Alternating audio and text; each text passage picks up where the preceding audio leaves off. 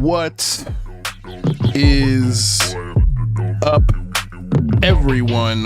Welcome back to another episode of Lou Reviews. How is everyone doing out there today?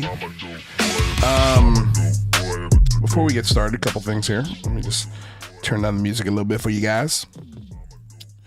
I want to say hello to everyone in the chat. Asynchronicity, Spank Flaps, Pinzerloo, who is our wonderful mod, Pat Calabria, yo brother, back at you. Breeder said to get another one of our amazing mods, Pluto Herzog. By the way, I've updated the Discord link in the description below. It wasn't working, so just updated that. Thank you for telling me. And we've also got an invite link here in the chat, the live chat. So if you guys want to check it out, please do. Sandra McDonald, what's going down? Blaster Axe, thank you for being here. Yeah, we did have 2 live streams to start, but it's all good. We got it under control. So thanks for the heads up. Simon Fly, what's shaking? Brad Berry, another one of our amazing mods. Sparky Pilot is here. Thank you for being here. Archangel Reese, Aaron Desario, hello. Steve Long, friend of the show. We'll get Steve back on here in the next week or 2. Jimmy Chakowski, what is shaking? Mega Briar Patch, thank you for being here. Drummer 3354. You guys, Charlie Weiser in the house. Oh man, what a pleasure to have you here, my lady.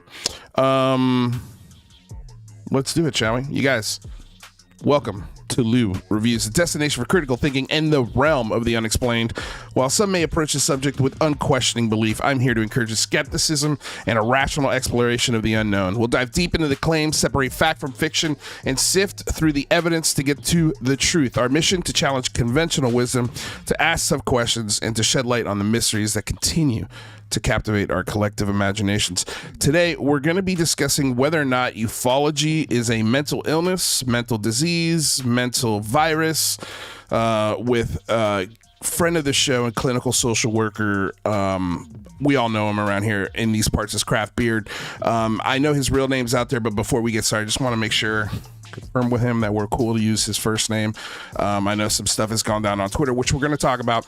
We're also going to discuss John Mack, psi abilities, the sort of the psyche behind all of this drone hysteria that's been going on in Jersey, and maybe answer some of your questions if we got time. I know every time I talk to this gentleman, we usually have a long and very interesting conversation, and the back and forth is always just a lot of fun. So without further ado, let's go ahead and switch it to our Lou Reviews studio view here, and let's bring in our friend Craft Beard. Craft, what's shaking? How you doing? Hey Lou, how you doing? I'm doing well, man. I know the first time you were on the show, we used your first name, and I know you were cool with that. Or we'd asked you before we'd done that show. Are we still okay to do that for this show?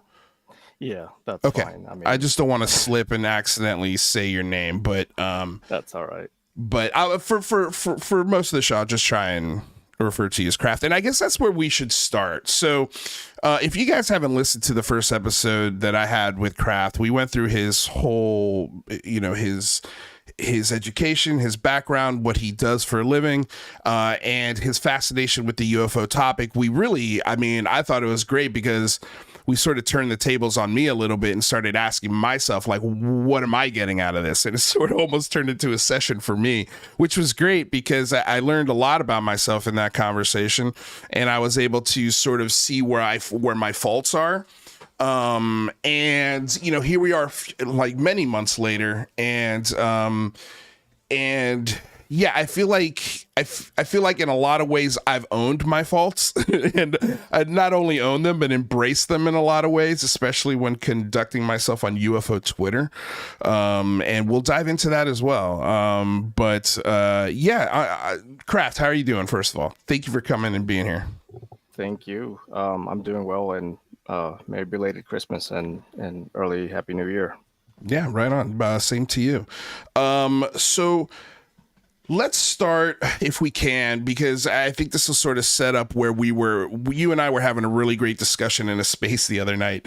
And the issue with spaces is a lot of times people get impatient, especially when there's a good nuanced conversation happening back and forth, and they just want to chime in and put in their 2 cents, and this guy was just screaming about pilots and Bob Lazar, and we couldn't finish our conversation. So I was like, screw this. Let's just get Kraft on the show, and then we could sort of dive deeper into that idea, because I think, and rightly so, you called me out on my critique of people who believe and push this stuff as a mental illness, a mental disease, and we'll get into that. But what I wanted to start with was the reasons why you came into this discussion, and I'm not going to take credit for this because I think you made yourself so brilliantly eloquent in the very first space that you popped in from one of my spaces. And as soon as I heard you, and I heard you sort of explain your position and your questions, and I thought you were just so eloquent and so nice, and then to find out you're a clinical social worker and a psychiatrist. Is it fair to say psychiatrist? Could we call you psychiatrist? No, that is a different title. It's a different title. They primarily focus on medication management, and I don't do that part. Again, so you're just for everyone. So I also have it clear. Your profession, once again, for everyone is. So my official title is licensed clinical social worker. I'm a psychotherapist, so I do exactly the same stuff that a psychologist does. It's just different titles right. to get to doing exactly the same kind of thing. Same thing. I think as, that's clinical counselors as well. That's where I mess up, is psychotherapist versus psychiatrist. And there's clearly differences there, but essentially you're doing the same work as far as interaction with the patient. Is that fair? Yes, except for psychiatrists are kind of unique in this field in that they're basically the main ones that do the medication aspect, whereas we do the actual talk therapy part. Right. Okay. So, and that's important just in this conversation going forward. So that's, when we dove into that, it was great because, like I said, it sort of turned into a therapy session for me. But so if we can, just a little bit, like when you came to this conversation, it was a breath of fresh air for me. And I got a lot of credit for sort of exposing you to the Twitter universe, or the UFO Twitter Spaces universe. And from there, you kind of caught fire. Like, a lot of people wanted to talk to you, and they loved listening to you. They loved interacting with you. I think because the obvious difference between you and I is, you're trained to deal with trauma and irrationalities and all sorts of things that I'm not trained for, and I don't have the patience for. And I think that's why people gravitated towards you, because they were able to ask you very deep philosophical, sometimes medical questions, and you weren't answering them as a professional, but you were pointing them in directions where they can get answers, or you were providing them with really wonderful, nuanced, scenarios or situations in patients that you have worked with, and how that mirrors what someone might be experiencing on the other end of this Twitter space. So if you can, you were met with a lot of adulation, but then something started to turn, something started to twist. Like, you suddenly, just like everyone who comes into this conversation, started becoming the bad guy, because your skepticism was, I think, in some ways, I don't know if it was, I don't think it's fair to say leaking through. You've always had that skepticism there, but I think it's, like with anything, you kind of get tired of repeating yourself. and the frustration leaks through a little more, and then as soon as you show even a flash of it, you're all of a sudden too aggressive, or you don't listen, or you're just a hard-nosed skeptic, or all these labels start getting thrown on you. And then before you know it, you're being doxxed, and you're being, your information's being put out there. So if you can, like, I know I just sort of laid out a lot there, and because I'm trying to wrap up like your history in this social media world for the last year. And did I do an okay job of sort of highlighting the timeline of what your experiences has been on here? Like, you came in like really hot, everybody loved you, they loved, oh my gosh, finally somebody with some brains coming in here, and then all of a sudden the brains start to show, and then they get upset that the brains start to show, and it makes them think, and then all of a sudden you're the bad guy, and now you're getting doxxed, and then you quit Twitter, and then you come back for a little bit. So can you explain like what happened there? Like, why did you quit Twitter? Why did that frustration sort of bubble up? I know that's a crazy question, but I mean, start wherever you want. Yeah. So I wouldn't say that I was met with adoration at first either. I think when I came in, it was around the same time that Jason Sands was making the rounds and kind of came forward. And I've never made it a secret that I am absolutely a skeptic. I don't hide that fact. I don't call myself a debunker just because of the cultural associations that people have with that label. But people labeled me that anyway. But I mean, in one of the first spaces that Jason Sands did, I asked him some fairly not difficult questions, nothing combative, but immediately after that, there were some other spaces discussing me and whether or not people like me should be allowed up to ask questions, either because the nature of the questions was deemed impolite or it was unwelcoming. Some people thought that by questioning his experiences, I'm invalidating him, and it's never been all good or all bad. I mean, there's definitely been a lot of pushback ever since I was in the UFO Twitter, just because I'm not a believer. And I never have been in this subject, at least. And I think what people mostly react to is there's a lot of angry debunkers out there. And so I tend to be a lot more polite most of the time. I'm a human being. I have the same emotions as everyone does, and my frustration does come out at several points. And lately, when I came back, I definitely was on full display. But I think it's just reacting to a skeptic / debunker who wasn't just calling them idiots. And that at least goes a long way towards them welcoming you more on a personal level, not necessarily them, taking what you have to say into consideration in any deep kind of way. But definitely I was contrasted a lot with you on spaces, even though I completely understand why that anger that you have is there. And I also understand that different human beings approach things differently, and some skeptics just are so frustrated that they've had it, because the nice polite approach doesn't necessarily really work that well either. Yeah. Well, the thing, man, I lost my train of thought because my girlfriend's doing something in the bathroom. But the things that like stick out for me were like, I thought I was listening to you, so I knew you were skeptical, but at the same time, you had an incredibly open mind to be like, well, listen, look, like, here's where the data sits. Here's what the either the medicine or the science says.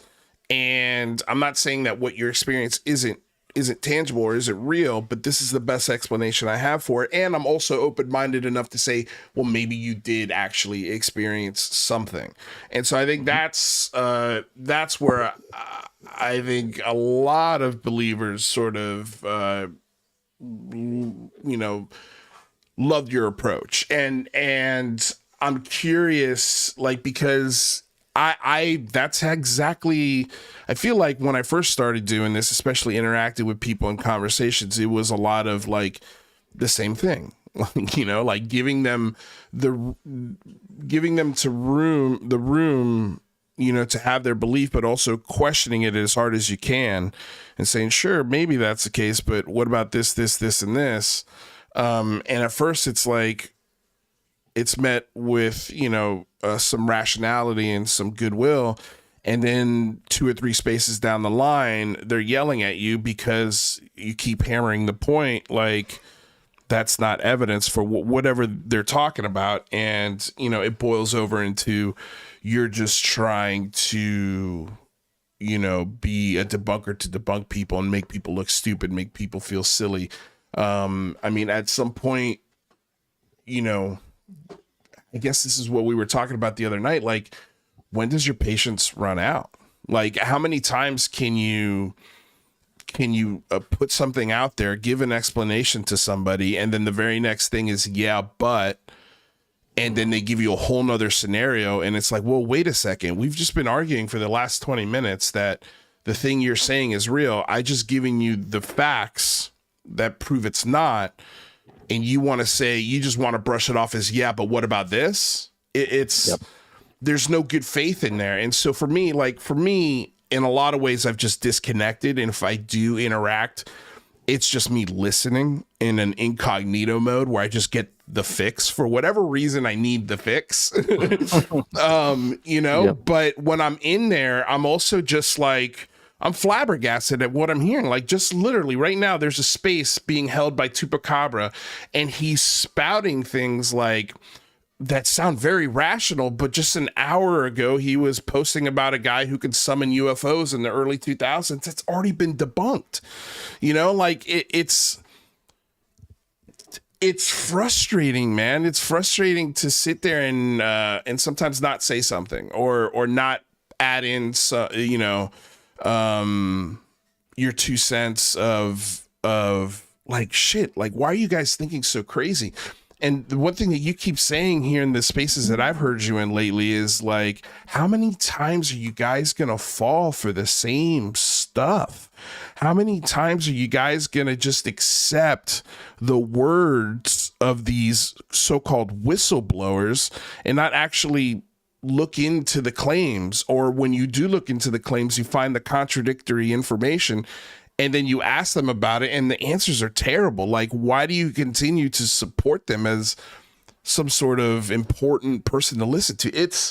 And this is why I keep calling it, and maybe we could also define this a little better for me, because I know this insults, it's insulting, and I get why, but at the same time, it's like, my patience has run dry, and I see that yours has as well. And I don't know what my question is here, but like, what do you think about all these things I just said? Like, what, like, am I crazy? Like, is it, or again, like, is it just people that handle these things differently? And maybe now you've reached that point where it's like, okay, I can't rationalize with this anymore. Like, and they're not listening. So I'm just gonna put it in a way that may not be nice, but I feel like it cuts to the bone, and sometimes it does rattle a person to say, fuck, what am I listening to here? Like, this is stupid. Yeah. I mean, I left Twitter, I think, I don't know, for 2 months, and I really had no plan on coming back. The only reason I came back this time is temporary, because I was going through, my dad's death was on Christmas 3 years ago, so this time of the year is always difficult. And also, my dog was suffering from a terminal illness and passed away just last week. So I definitely needed a distraction, because unless I have one, then your thoughts just go down, that rabbit hole. And so, I mean, UFO Twitter is a good distraction, even if you're a non-believer. But I finally snapped. I was listening to a space, and this guy was just talking about a conspiracy of the Challenger space shuttle accident, where he was claiming that not only did the space shuttle actually, I don't know if he claimed that it didn't blow up, but he said that the astronauts are actually still alive to this day, and they're still teaching at specific universities, and we know where they are. And just the internal, I think the anger wasn't really at him or ufology. It was my own personal stuff that just kind of blew up, because I needed to vent. But I just asked him, where are they? Where are they teaching? What are their names? What are their aliases? And if they're still alive, then that also implicates that their families are in on it. How big does this conspiracy go?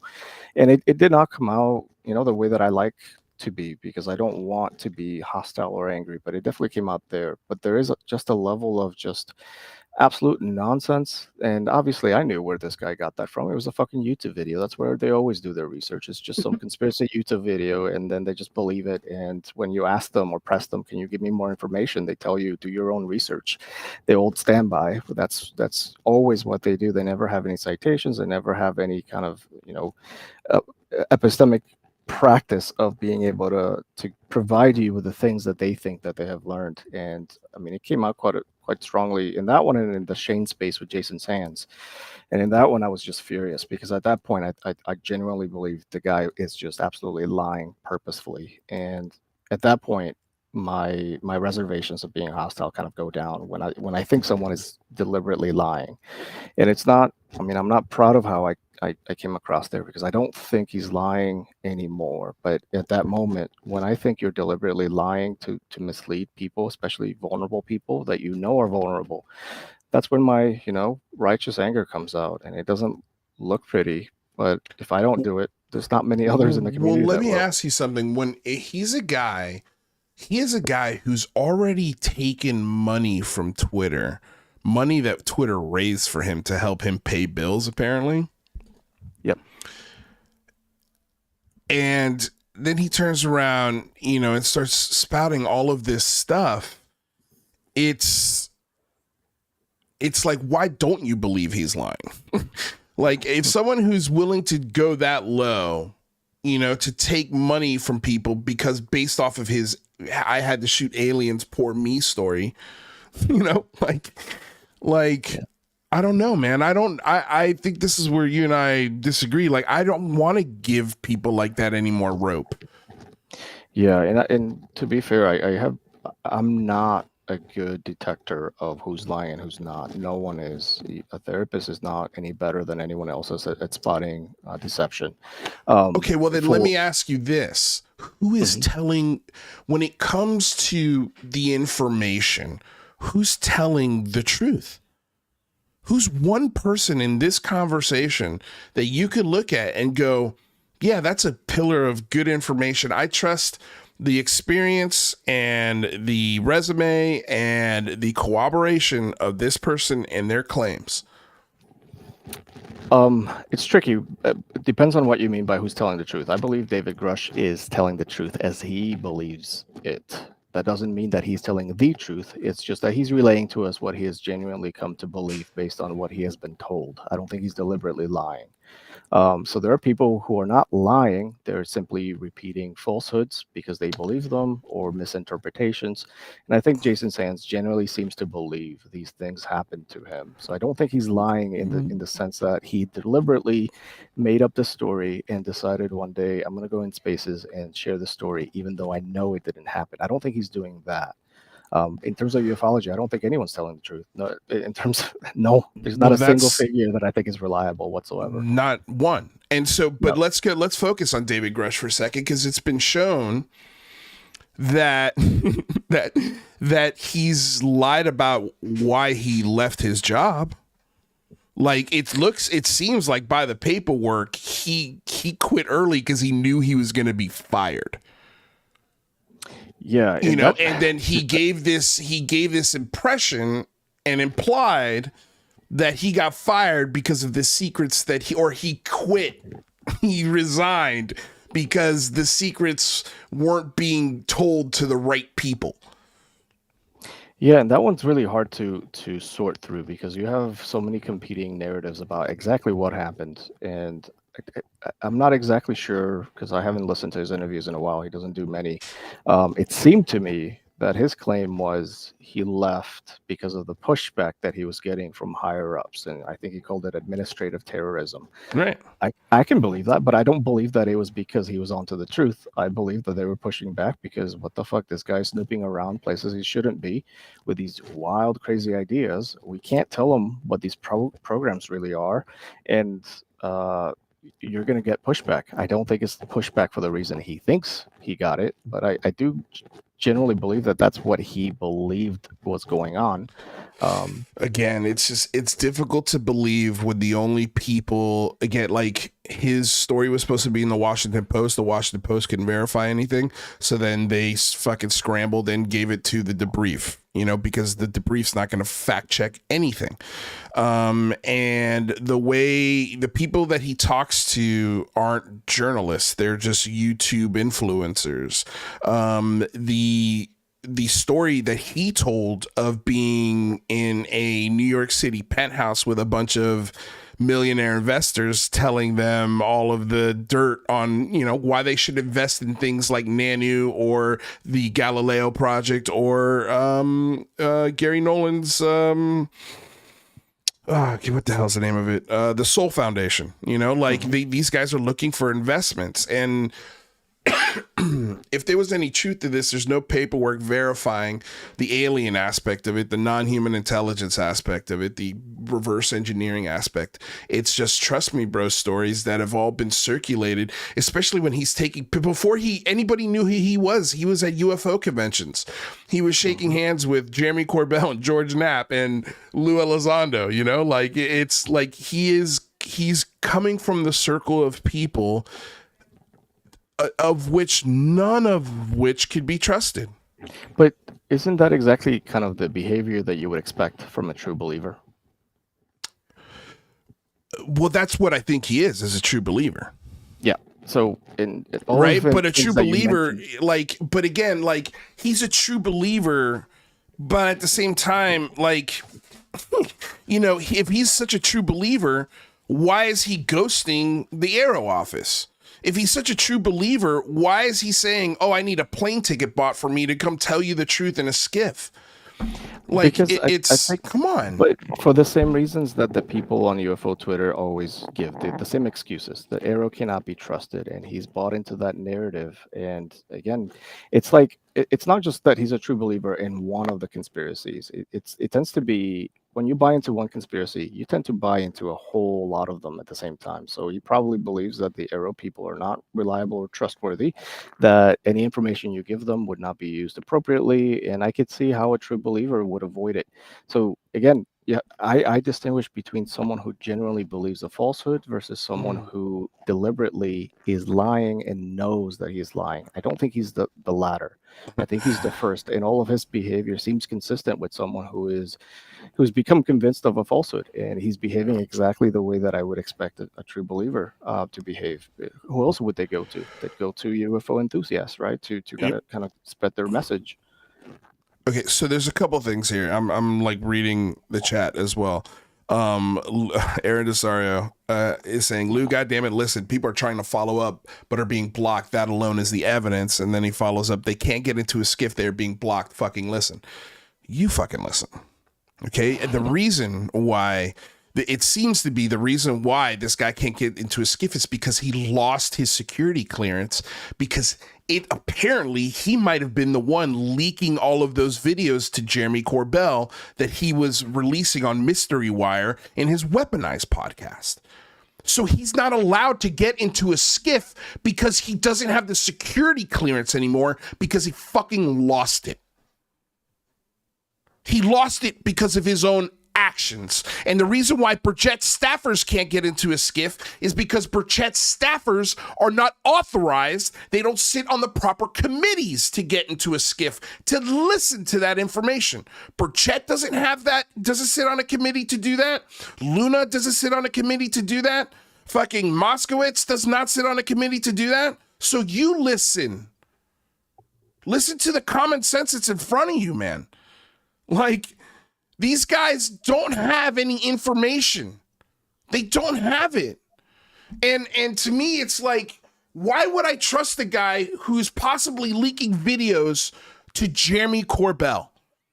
I don't care what his belief is. And that's the issue here. Is we've got a guy who's got a heavy belief system, and then compounded with the idea that he's surrounded by all of the other believers who are also shady people and do shady shit, and then compound that with the idea that this guy has had two different wives have called the police on him for being fucking crazy, for acting absolutely insane. Like, I just, like, to me, I'm sorry, that's part of the story, Craft. Like, that is part of the entire thing. And so when he comes out and he starts making these claims and he's ignoring the legitimate journalism and journalists, I look at that and I say, yeah, I think that guy's fucking lying. Like, I think that guy's lying.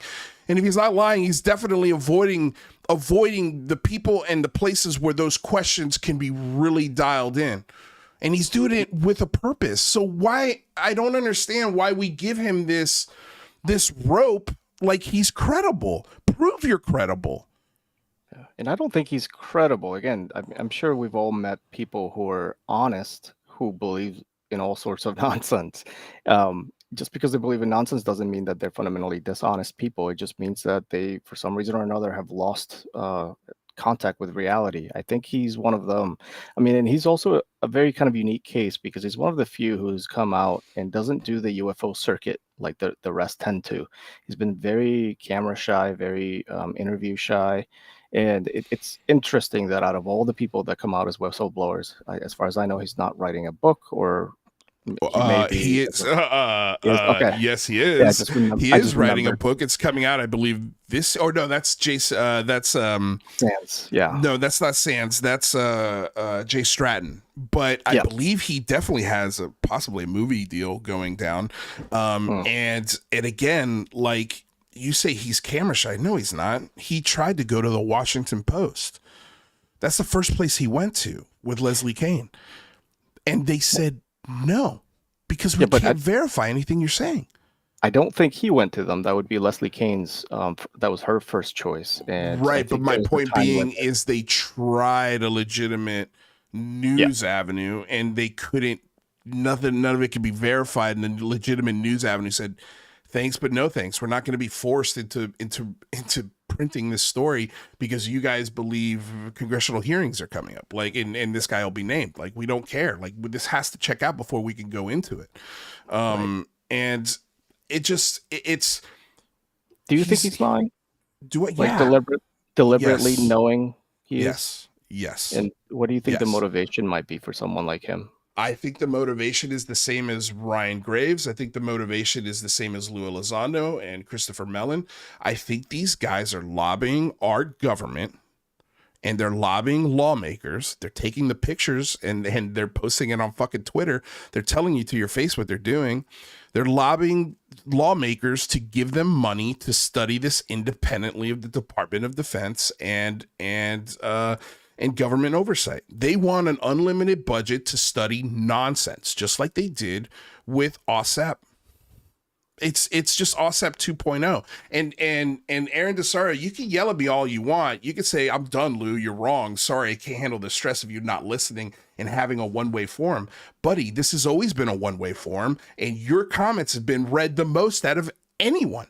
And to be honest, we lost you 2 fucking years ago when we started questioning Lou Elizondo. And guess what? We were right on him. We've been right about all of these guys. And maybe I'll be wrong about Dave Grush, but I want evidence. I want one fucking shred of evidence other than his resume and where he worked. So we're never going to get that. Right. That's I mean, like... yeah. But I think Elizondo is a really good point of comparison. That is what a pathologically like liar-prone person looks like. I don't think he's Elizondo bad, right? Like, I do think, just like Jay Stratton, like Jay Stratton seems to be like a pretty stand-up guy, but he believes a lot of his own nonsense. Okay, like, I'm sorry, but that's not. Why are we hanging our hat on that? Like, that's not a point of evidence or something we should be like, "Oh, but look at this." Like, who cares? I guess, like, I again, this is possibly just a difference in our personality types. I try not to assume the worst in people unless I have good reason to. I think Elizondo has proven time and time again he cannot help but lie every time he speaks. Well, I agree with you. I agree with you when you say that, but I don't do that in ufology. That's where I don't follow that philosophy. In this conversation, you cannot just trust the good in people, like, because it literally, this community is a concentrate.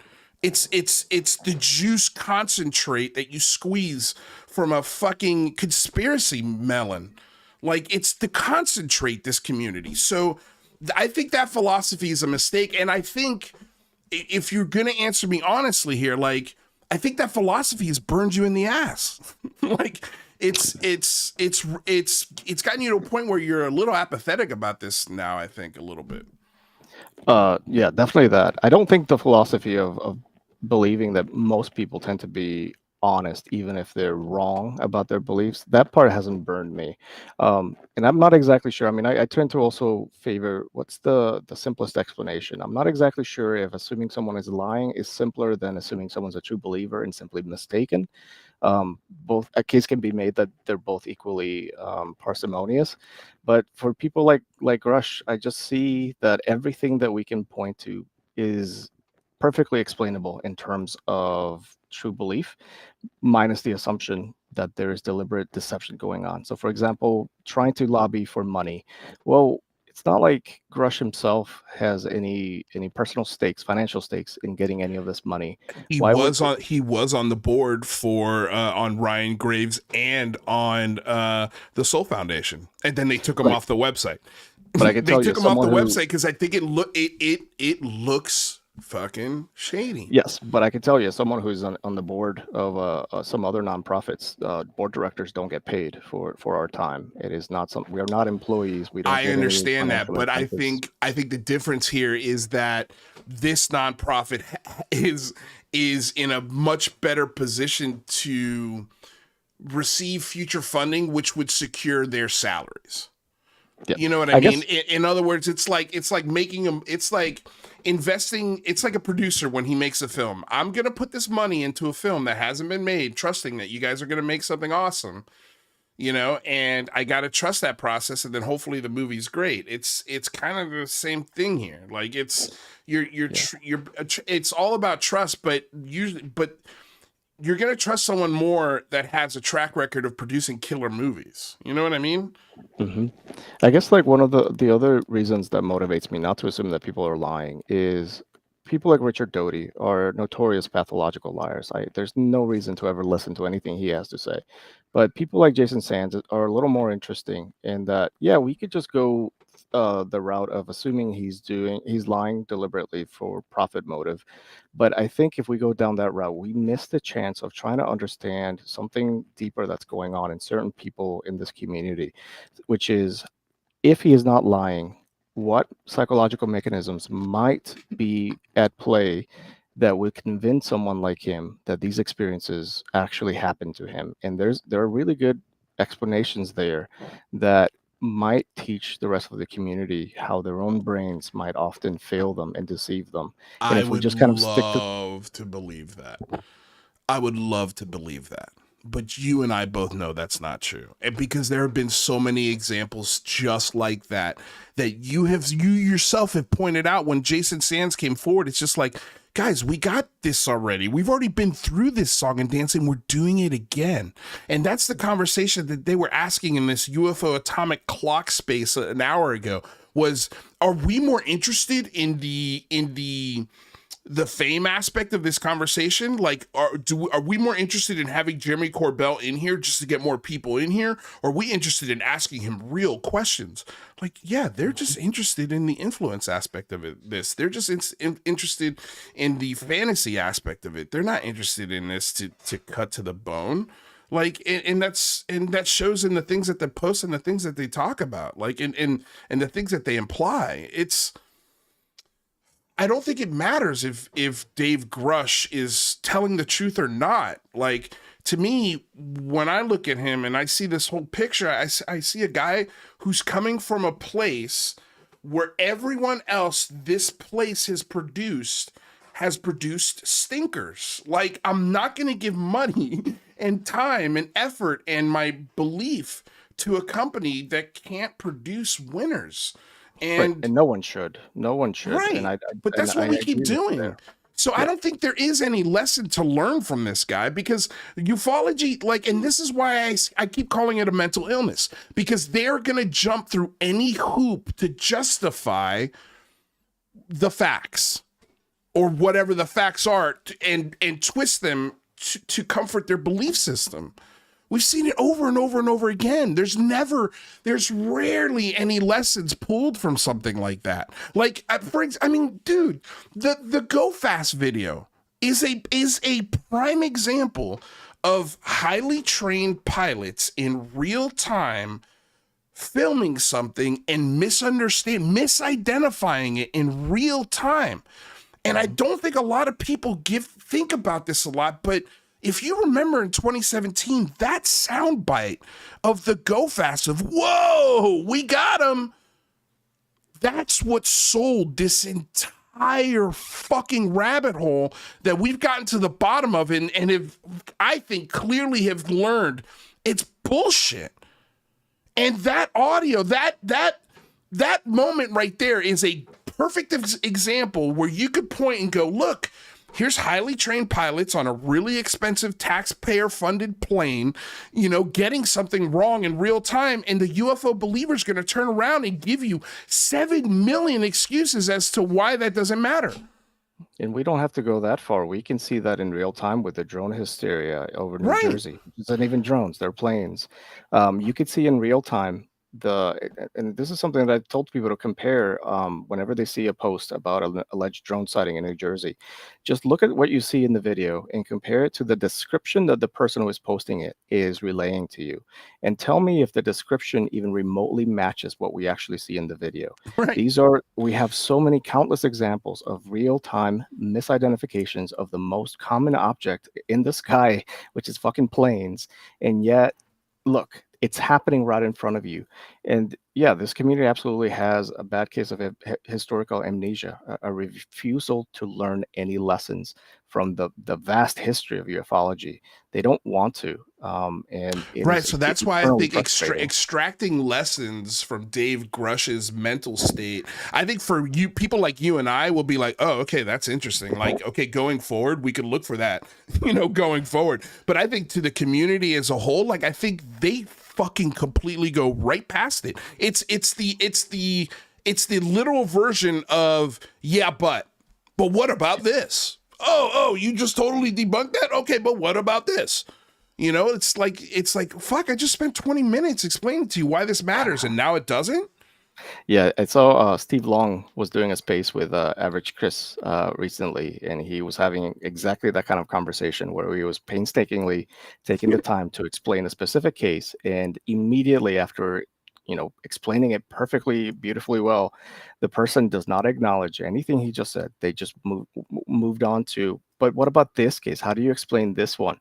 And I could hear him getting frustrated because it was with a person that I've had this exact same kind of encounter with, which is at no point does anything that I'm saying seem to actually make it into their brain and make them reflect on what was just said.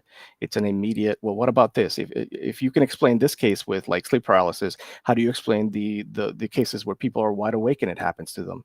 Okay, we can take that one at a time. There's no one size fits all for all of these cases, but at least acknowledge that the specific case or cases that you were just talking about have explanations. But there's not even that. It's just immediately moving on to the next thing that they themselves don't know, don't think there's an explanation for. And it's very analogous to religion. Every time science makes a discovery, they always retreat back into a god of the gaps where, okay, science has explained that, but it hasn't explained dark matter or the beginning of the universe. How do you explain that, atheists? And it's always this constant march or retreat into things that are as of yet unexplainable or unexplained, and inserting their favorite explanation for that there in a never-ending kind of march backwards and retreat. And there's no reflection. And I told people this about SANS. This is a really good example of a moment when the community should take a step back and ask themselves, what is it about this person that made me believe him? And what can I learn about cases like these so that I don't get taken in for a ride in the future? But there's no moment of reflection. They'll just ditch the person if they start making crazy claims like killing, crab aliens in a cave, they'll just ditch them, and then they'll just move on to, okay, what about this whistleblower? And they learn nothing. And yeah, I don't want to have any part of a community that refuses to learn from its own history, Yeah, especially a how is history as that rich as this not? one. And okay, I guess this is the core of the question. How is that not a mental disease or virus? Like how is that not what? I think, and I'm interested to see if you could change my mind on this. I think ufology is a mental illness. I don't think that's helpful at all. Number one of the reasons is if you want to include ufology as a mental illness, then that will force you to include a lot of social belief systems that you probably, I don't know about you, but I definitely don't want to call mental illnesses. That would force you, For example, religion, Christianity, Islam, Judaism, the same exact patterns of thinking are there that you find in ufology. right? And But if but we want to but to call be fair, all of those religions have no direct tie to ufology. I am specifically labeling ufology the study of something that doesn't exist. Yes, but there's not in order to call it a mental illness, you have to point out specifically what are you seeing in this community that makes you think it's a mental illness. And it sounds like one of the things you're picking up on is the inability to learn lessons from your own history. That's one of the things that you're That's picking up on. one. That's Yeah. I think the inability to know when you're being lied to. I think the ability to take your personal stories and your personal experiences and use them as some sort of battering ram for truth. I think with the, again, and we have a link to a curation of books that Kraft put together for us in the description. It's been there since the first time he's been on the show. And there are the inability to see facts. Like it's fascinating to me that somebody will go through an entire fucking library of Dean Radin information, but they won't go through a curated list of books that explain abductions, missing time, marks on the skin, strange marks on the skin, astral projection, all of these things that people claim they had alien abductions. Like there are all clinical studies and explanations and medicine and science written on these things, and they will not touch it. Yeah, they're not interested. But let me just ask you this: you were a ufologist yourself for a very This long includes time. me. Were This you includes mentally me. ill? Were you mentally ill? Yes, I was.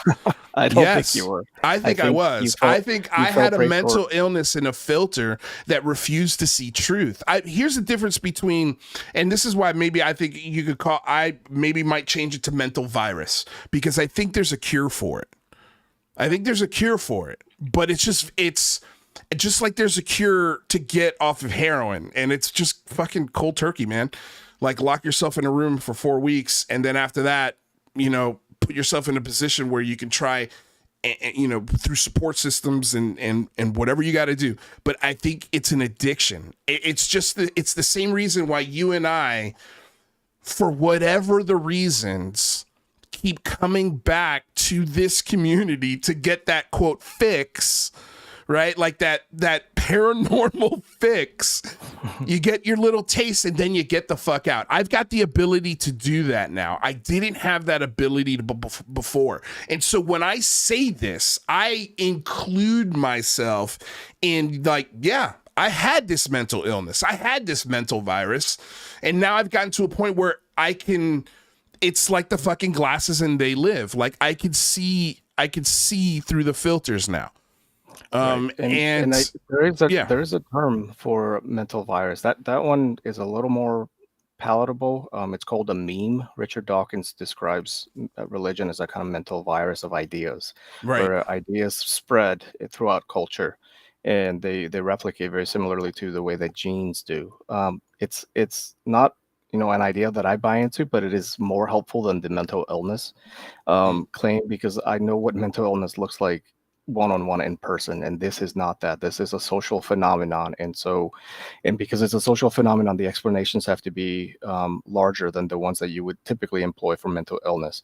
Okay. This is a failure of critical thinking. It's a failure of epistemology. This is what happens when our education system fails us. It's what happens when social media isolates people into like thought bubbles, self-isolated bubbles, where only reinforcing ideas are heard. And then there's the in-group, out-group mentality of the debunkers are the enemy.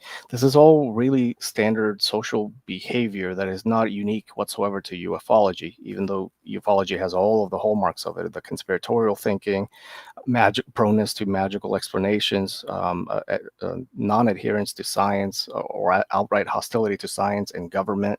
I mean, you see this in the conspiracy world as well. You see this in alternative medicine. You see this in religion and fundamentalism, and you see it in New Age. You see it in Bigfoot.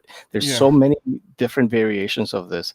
It cannot be a mental illness because so many people in the world fall prey to the same exact cognitive biases and forms of thinking that when it is the norm in the human population, it by definition cannot be a mental illness, because a mental illness is a aberration, or it's an outlying thing from the norm. And this is not outside of the norm. This is the way that most, I hate to say this, most uneducated human beings tend to think.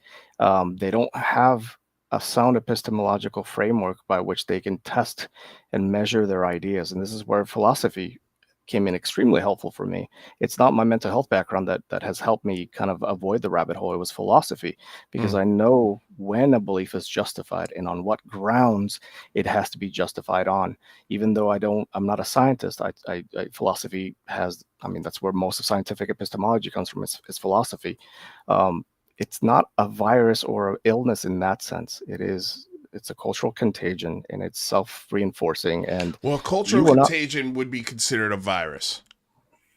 Yeah, it's just a metaphor. It's a metaphor. Yeah. Obviously, there's no literal living virus that's spreading their ideas. Of course, yes. Of course, it's a metaphor. But I mean, we were discussing this the other night, and this is why I brought him on. And some folks are here like, watching Lou be told it's not a mental illness is priceless. Like, Kraft told me this the other night. I knew exactly what we were going to talk about when we had him on. And even that night, I said, okay, I stand corrected. Like, maybe, yes, you're correct. It's not a mental illness. And I think the reason why I labeled it a mental illness is because I wanted to call it something different. But because you can't use that word, that word anymore socially. It's like, okay, well, I just can't straight up call them. Is it the R word? The hard R word, right? Yeah. So I'm just going to say they have a mental illness. And I think there's two ways I think about this. Yes, it is offensive. And I agree. It's offensive. I get it. I get why it's offensive, because you're basically calling somebody really dumb. Like, you're accusing somebody of missing chromosomes. But at the same time, like, you're believing absolute nonsense. And when I say this, again, it's one of those things that to me, it cuts straight to the bone. You know exactly what I'm saying. And your offense of it, I think, makes you also question it. I don't on some level. And maybe I'm wrong. Maybe I'm wrong about this. And I'm sorry to cut you off. Okay. And I'm willing to change my verbiage on this. Okay. Yeah. And I think that's again, I'm willing to listen. I'm willing to change. But I think labeling it a mental virus for me it feels better on all levels. But I think you're using it as a rhetorical weapon or a rhetorical device to make an emotionally a point that emotionally really resonates with the person. Correct. The problem is, I can tell you from firsthand experience what it feels like to be on the receiving end of that, because as an atheist / agnostic, I have been called. People have told me that I suffer from the mental illness called atheism or agnosticism. I've also been told that I suffer from the mental illness of Trump derangement syndrome because I'm a liberal or a leftist. Any time that there are groups that are opposing ideologies and they fervently believe that the world is exactly as they think it is, they cannot. The ability to empathize and see, even begin to try to view the world from the point of view of the opposition becomes so difficult that the only explanation that their minds come up with is there must be something mentally deficient about them. I know I'm not mentally ill because I'm an agnostic or atheist. I know I'm not mentally ill because I'm a liberal. And I also know that fundamentalists are not mentally ill. They have an epistemological framework that they're trapped in. And I know that the response that I felt internally when I'm called mentally ill for my beliefs is I roll my eyes and I immediately dismiss everything else that person has to say. At no point do those words made me think, hang on, maybe there's something I'm missing. It has had precisely the opposite effect. And Right. I suspect probably the same thing happens when you talk about it in those terms in ufology. Probably, but then here was my rebuttal to that. The other way doesn't work either. Like the other way of being this respectful, thought-provoking, open-minded guru doesn't work either. If you eventually get it just as frustrated and just as angry because it's pissing in the wind. No matter what you do, you're gonna get wet. Like it's and for me, like speaking my mind and not having to walk on eggshells for a community of people that dox, of people that threaten, of people that accuse people of horrendous crimes. Mm-hmm. And that's part of the reason why you left, because your information was put out there by an absolute psychopath. Two of them. So, so that's, I think those are the things, like, I understand when people have this viewpoint, like you were explaining, when somebody says you have the mental illness of atheism, right? The difference is that I was the prophet. I was the believer. I was full in. Always questioning, always wondering, but I was full in. And you broke out. And the thing some of the things that got me out are some of the people that are in this chat, specifically Breeders Cup here, or Breeder Syndicate, Matt Riot. Like, he would have private conversations with me, like being like, "Are you a fucking idiot? Like, listen to what you're saying. Listen to the scenario you're painting out." And for me, that tough love is a combination of the tough love along with, just seeing for myself what these people are capable of, and what their motivations really are. But not only that, but having the last 2.5 years be nothing but validation for everything I said and everything and why I did everything I did. So there is no, and I've said this as well, there's no right way to interact with this community. There's no perfect person. Whether you come in as delicately as you, or if you come in with a fucking an axe and chop everything down like Paul Bunyan. Like, there is no right way to interact with this community where you can gently guide them to rational thinking. And that's why, for me, the term mental illness really not only triggers them, but it's like shit. Like that, for me, it wakes people up. Maybe it wakes them up in the wrong way. Maybe it does nothing for them. Maybe it puts them deeper down the rabbit hole. But again, like, which road is the right road? Which out of the two things that you mentioned, the Breeder Syndicate and your personal experiences with Elizondo, which of the two do you think had the strongest effect on your? Well, I don't think it's just Breeder Syndicate. I mean, honestly, Kraft, one of the people who had me break down over the phone was the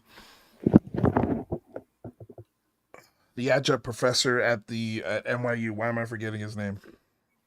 He is a journalist. His name will come to me in a moment. But he had, especially the day after I was getting death threats, Was it Art Levine? No, it wasn't Art Levine. Okay. Lou Elizondo absolutely hates this guy. His name will come to me in a moment. I know someone in the chat will pop his name in there. he's the one who over the phone was just like, laying out all of these scenarios. Keith Clore, that's it. I knew Steve Long would come through with me for me. Keith Clore. And Keith Clore was really the one who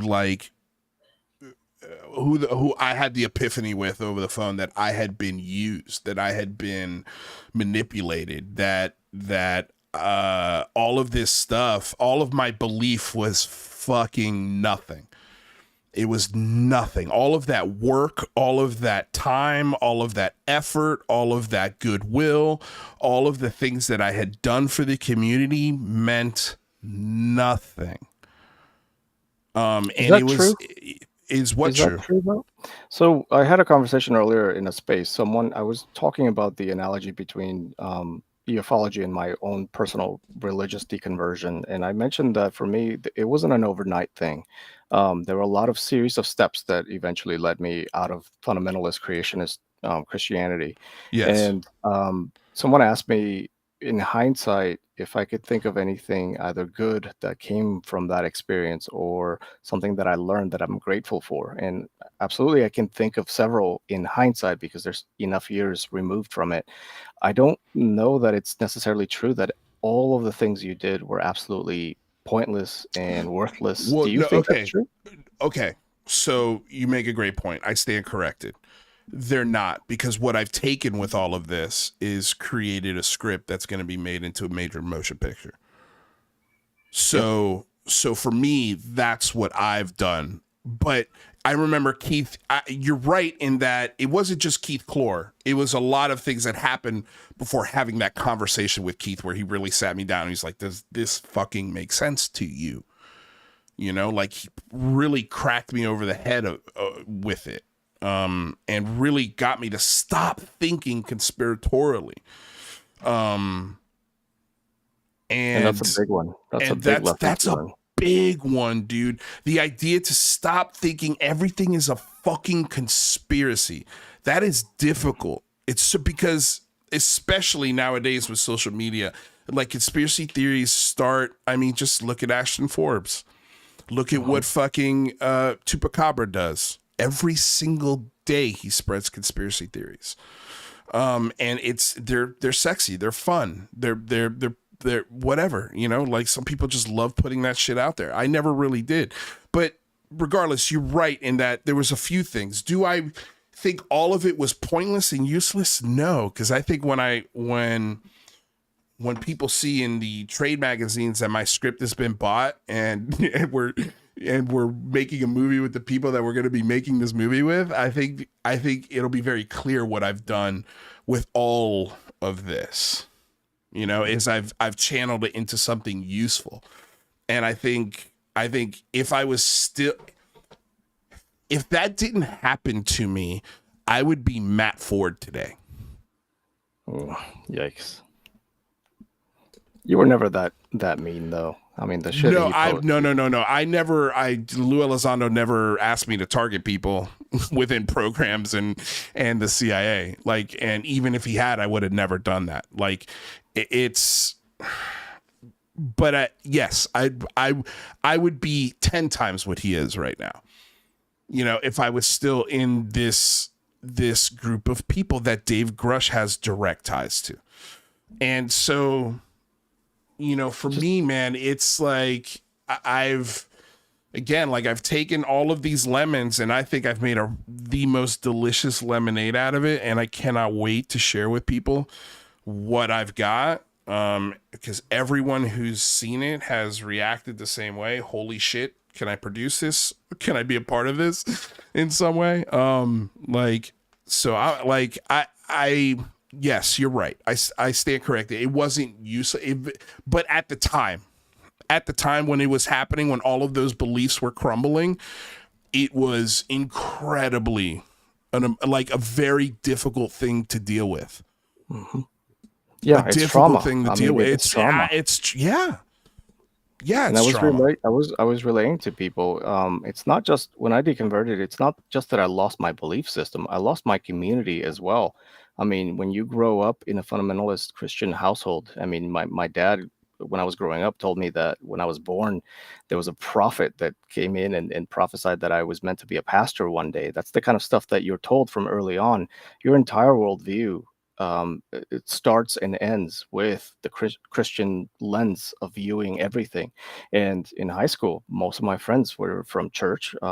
Everything I did was, I thought, for Christianity, and you lose your community because now you're an outcast. You're a You're a heathen. leper. No, And it is yeah. also a very vulnerable feeling where suddenly one day you believe that despite how bad things can get in the world, there's still someone in charge looking out for you.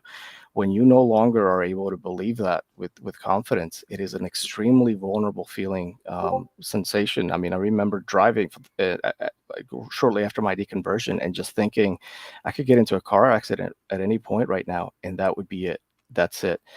I mean, and that was 18, 17. That's a very dark kind of thought process to be when you're that age. And it is trauma. And part of what fueled my rage and made me behave in similar ways to you towards religious people after I deconverted was the same feeling of betrayal and anger. And a lot of times people feel like that anger is just you lashing out, but it also comes from a place of empathy because you don't want other people to experience that pain of having your entire worldview just snapped from under Crumble. you and you having Crumble. to rebuild the pieces little Yeah. by little because worldviews are very I mean, they're self-sustaining things, and our brains absolutely hate when our ideological framework just is challenged in any way. We actually have physical sensations similar to being physically threatened whenever something that contradicts our worldview is presented in front of us. Whenever it crumbles, it is like you're lost at sea without a paddle. It is painful, and I recognize that in you. But I also think that sometimes we might have too high of an expectation in terms of what we're able to accomplish when trying to reason with people in the community, Mm. because we want it to be like, maybe if I could just have this one knockdown argument, they'll just change their minds. But it's not just their one single idea that we're trying to change.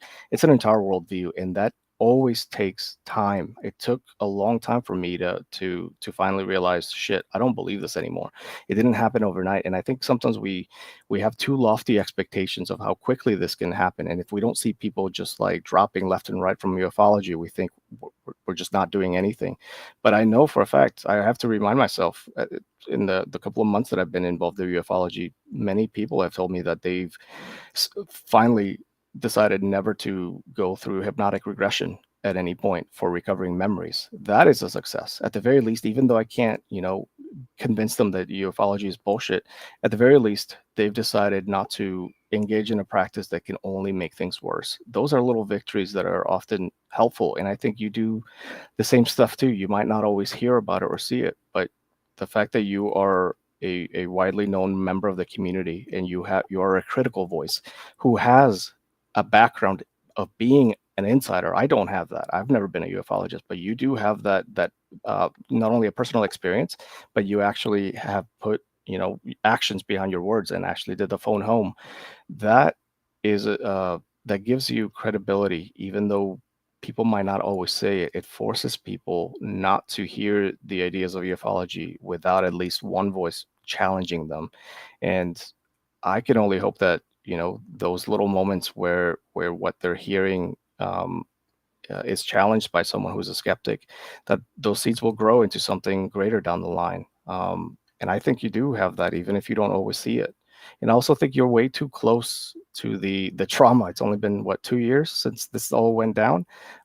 It's so much harder to see the good that can come from experiences like these when you're so close to it still.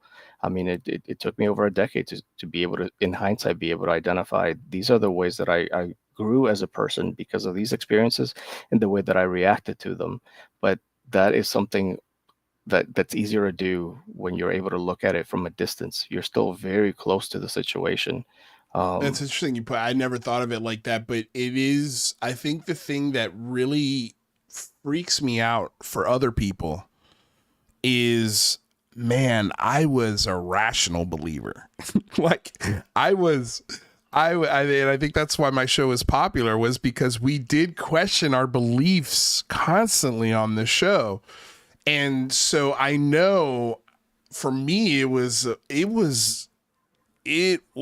so difficult to figure out. Like, it took me 3 months to really, and really longer than that. It's taken much longer. It's taken almost 2 years to really figure out what to do with that whole time of my life. Like, how do I take this shit and turn it into a manure that I could profit and sell from, like, and make a living and launch my career from? Because if I had put this much effort and time into my acting or whatever at the time, I would already have awards. And there's so much that goes into, like, yeah. And I think you're right. I think it's traumatic. I think you're absolutely right. I can't argue that. And don't say that too loudly. How can I turn this experience into something I can profit from? Because just in the same conversation earlier, I don't. But at this point, like, that you had turned into a skeptic just to make well, money when off I of say it. that, Any money on this. yeah. Well, I've shown my numbers. That's the difference. Is I've shown what skeptics make, whereas the believers never show how much money they make from their YouTube shows. You know, and I think the way I'm going to make money off of this is legitimate. Like, I would be so proud if I made money, you know, selling a film and creating a comedy and something that's culturally relevant and considered a cult classic and people talk about for decades to come. I think, to me, that is the most valuable thing that I can get from this. And if I do, it makes this entire experience worth it. And it's the same thing that Keith Clore said to me when this was going to, when he was on the phone with me, and I was fucking breaking down. He's like, look, kid, he said something along the lines of this. He says, I know right now in this very moment, everything is crashing around you and you're at your lowest and you feel like there is no getting out of this moment. He's like, but I've talked to a lot of people and I've been in this business for a long time. And he said, kid, when you do get out of this, you're going to have a really great story to tell. Uh-huh. And at the time, I didn't know what that meant. But I knew it made sense, because I know I'm a good storyteller. And yeah, so, like, you know, it'll all be worth it. It'll be a great full circle.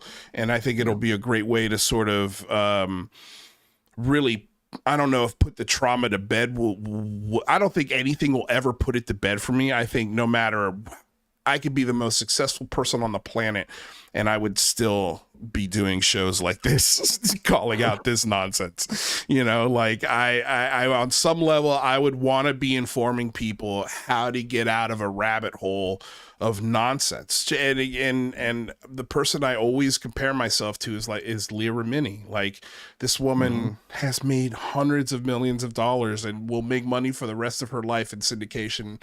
And was one of the highest members of a cult. And the second she got out of the cult, the first thing she did was start making movies and TV shows exposing that cult. And for me, that's what this show is. It's sort of like, it's cathartic. It's because I come back and get my little tastes of, you know, and it's also just unavoidable for me, especially things like the drone hysteria. You know, this show is a space for me to come out and get this shit off of my chest and get my opinions out there.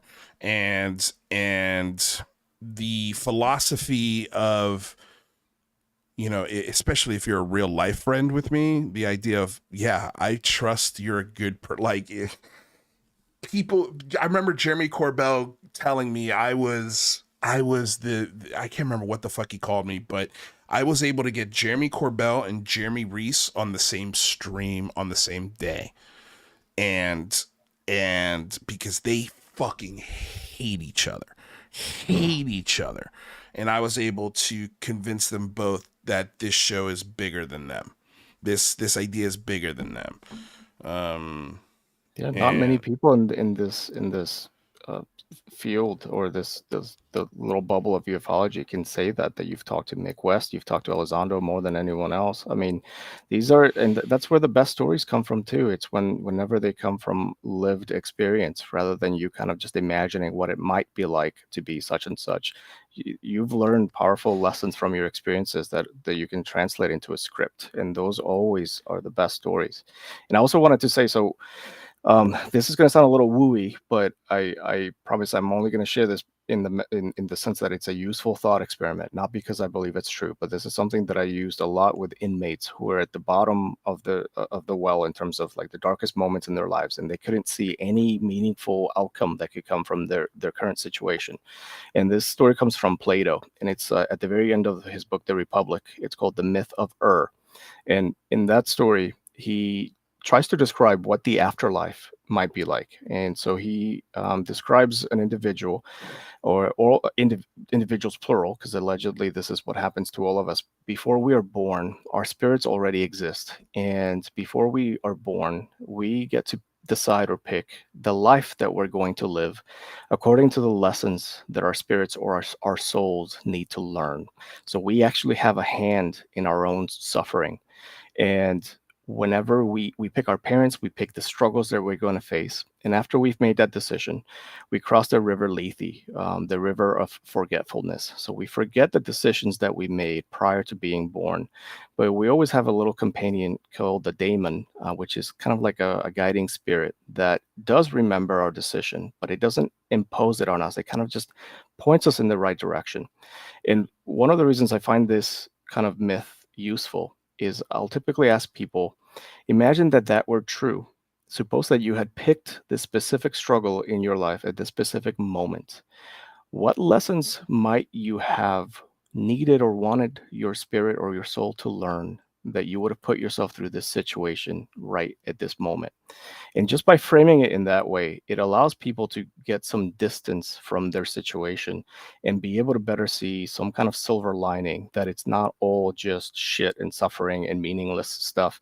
They're better able to look and say, well, it did teach me perseverance or patience, or it taught me how to have faith or hope, and even in the darkest moments. And it's a really kind of useful thought experiment or myth, because sometimes like the experience that you mentioned, when you were so close to it, you thought it was all meaningless and pointless.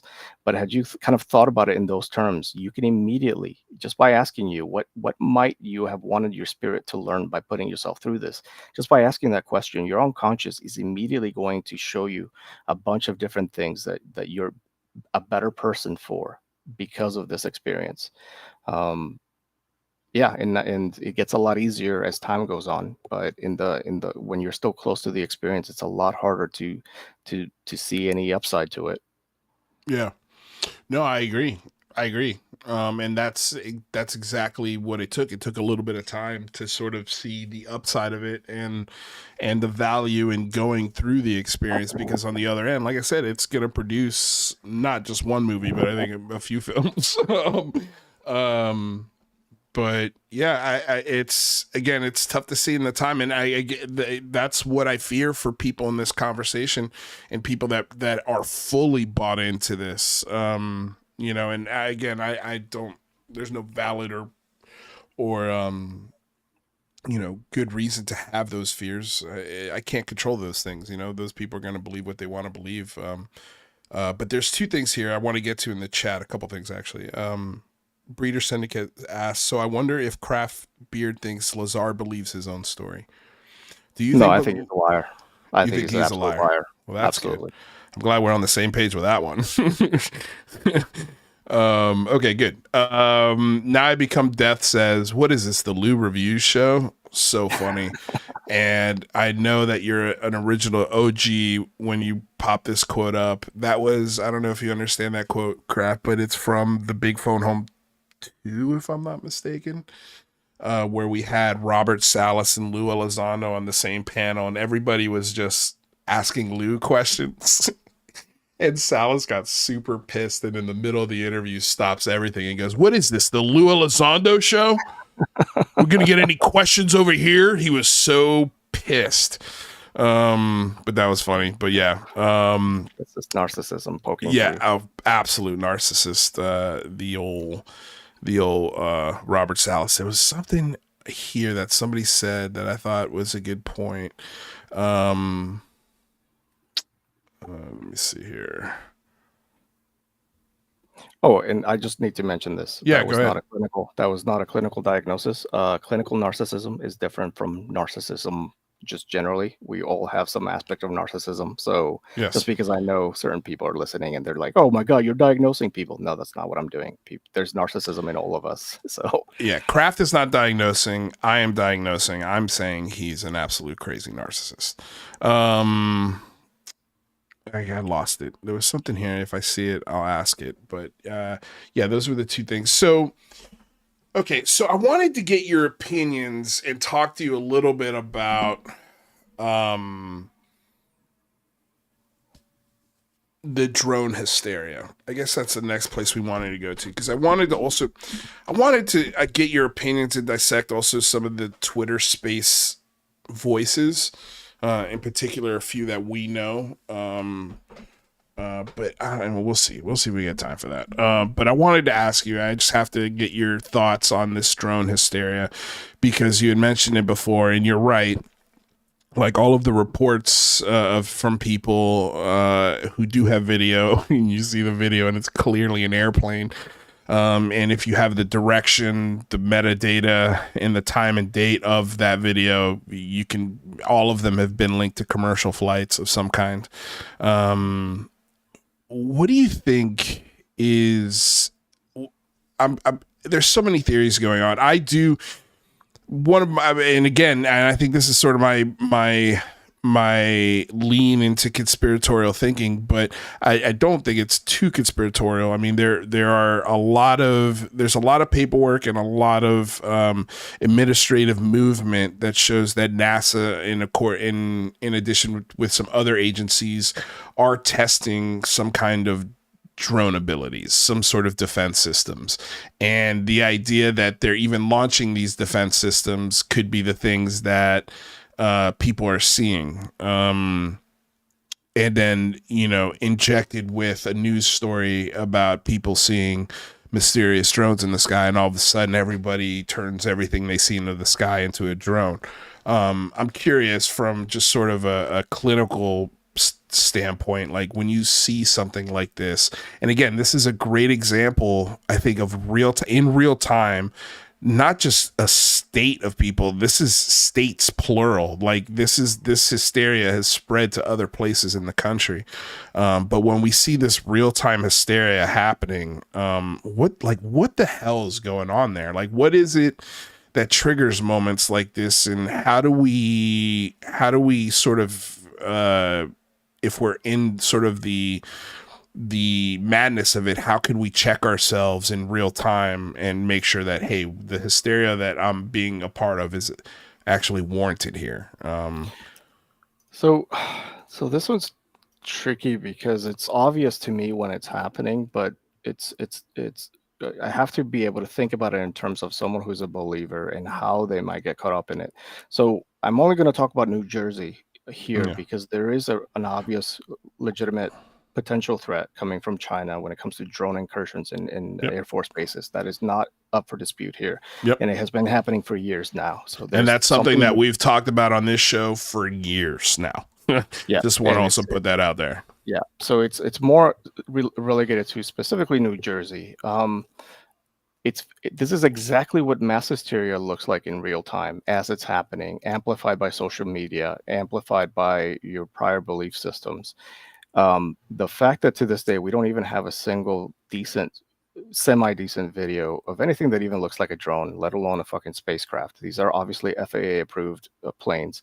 I don't know what started it. It could have been just because this happened immediately as the UK drone. Okay, I want to throw in what started it, because we asked this question a couple of weeks ago when Steve Long was on the show, and after the show, I can't remember who pointed this out, but we believe the first thing that started it was the online spreading of this guy who made this. I can't remember the guy's name, but he made a bunch of predictions, one of which being on this date in December there will be an alien invasion. And literally that same day or the next day, there were the news story broke of drones over New Jersey. And I think that was the starting point for this whole thing. Was that the guy with the alleged AI program that Yes. predicted? Yes. Jesus Yeah. Christ. Yeah. So I'm pretty sure that's where this originates from, and then it kind of just fucking blew up, kind of like an Ashton Forbes thing. Yeah, it just and it blew up happened from like there. literally right after the UK incursions were Yes. happening there, and then suddenly, so mass hysteria. Typically, what people kind of sometimes get wrong is that they think that if you call it mass hysteria, it's just mass hallucinations. That's not what it is at all. Right. There are real physical perceptions. There's real things that people are seeing that they're simply Yes. misinterpreting through a specific lens. So I'm sure that someone was the first one who saw something he couldn't identify in New Jersey. Maybe it was some top secret thing or just a normal everyday drone. And then because of fucking Twitter, because obviously Twitter is the bane of our existence, it got amplified and it picked up steam, amplified by then the news media. And then suddenly perfectly normal, sensible people start looking at airplanes, and then they think that must be a ET aircraft. And you literally can see it in the video that they just posted, but their filter just does not allow them to see it as what it is. This is exactly the pattern that you see historically in mass hysteria cases. It's just that people kind of vaguely know such a thing as mass hysteria exists, but they never seem to learn how to spot it in real time. Again, this is just a New Jersey stuff. There's real stuff going on out there that we absolutely should be worried about, but not the New Jersey stuff. I mean, one of the things that happened, I think last week, was people started reporting that drones, people were being sprayed by something that smelled funky.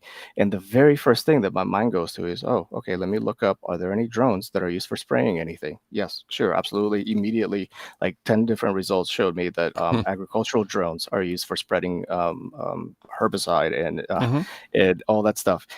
I don't know if that's what it is, but that's have you ever been to Jersey? I have not. No. It's called the Garden State. A lot of people don't really understand this about Jersey. It's all farm.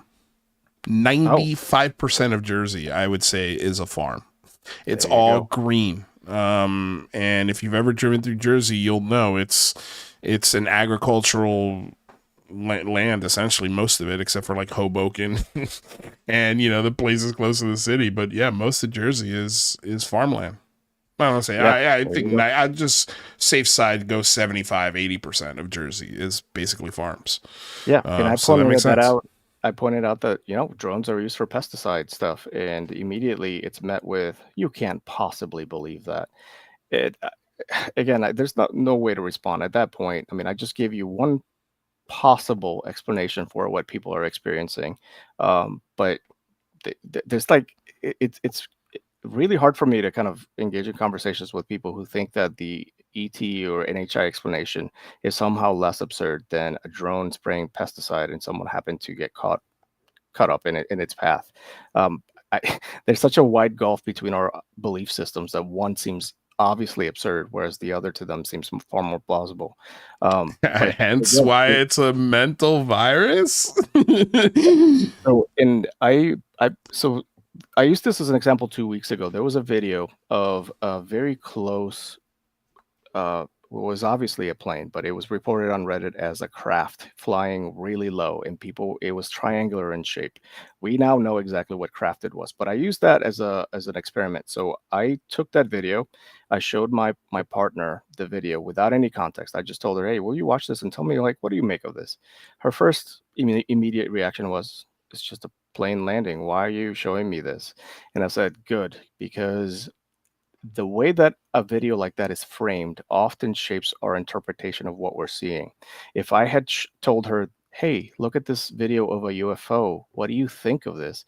Just by asking it that way, she probably would have interpreted what I just showed her in a completely different light. She probably would have thought it was far more mysterious than it actually was." And so I posted just today, I was reading an article on how context and framing shape our perceptions of stimuli. So I'm just going to read this real quick because it's really relevant to what we're please do. talking about. So, in a series of photographs taken in the desert southwest of the United States, two roughly spherical blobs appeared in the sky in each photograph, in the same relative positions. These photographs were shown to respondents, accompanied by descriptions of the relevant desert features. Other respondents, however, were shown the same photographs with accompanying information that this was a desert area what in which a great many UFOs and alien encounters have been reported. This assertion was true. The American deserts tend to attract a great many believers in UFOs and related phenomena, and paranormal reports surged there accordingly. In this experiment, those who received the prosaic desert descriptions tended to attach no real importance to the two blobs.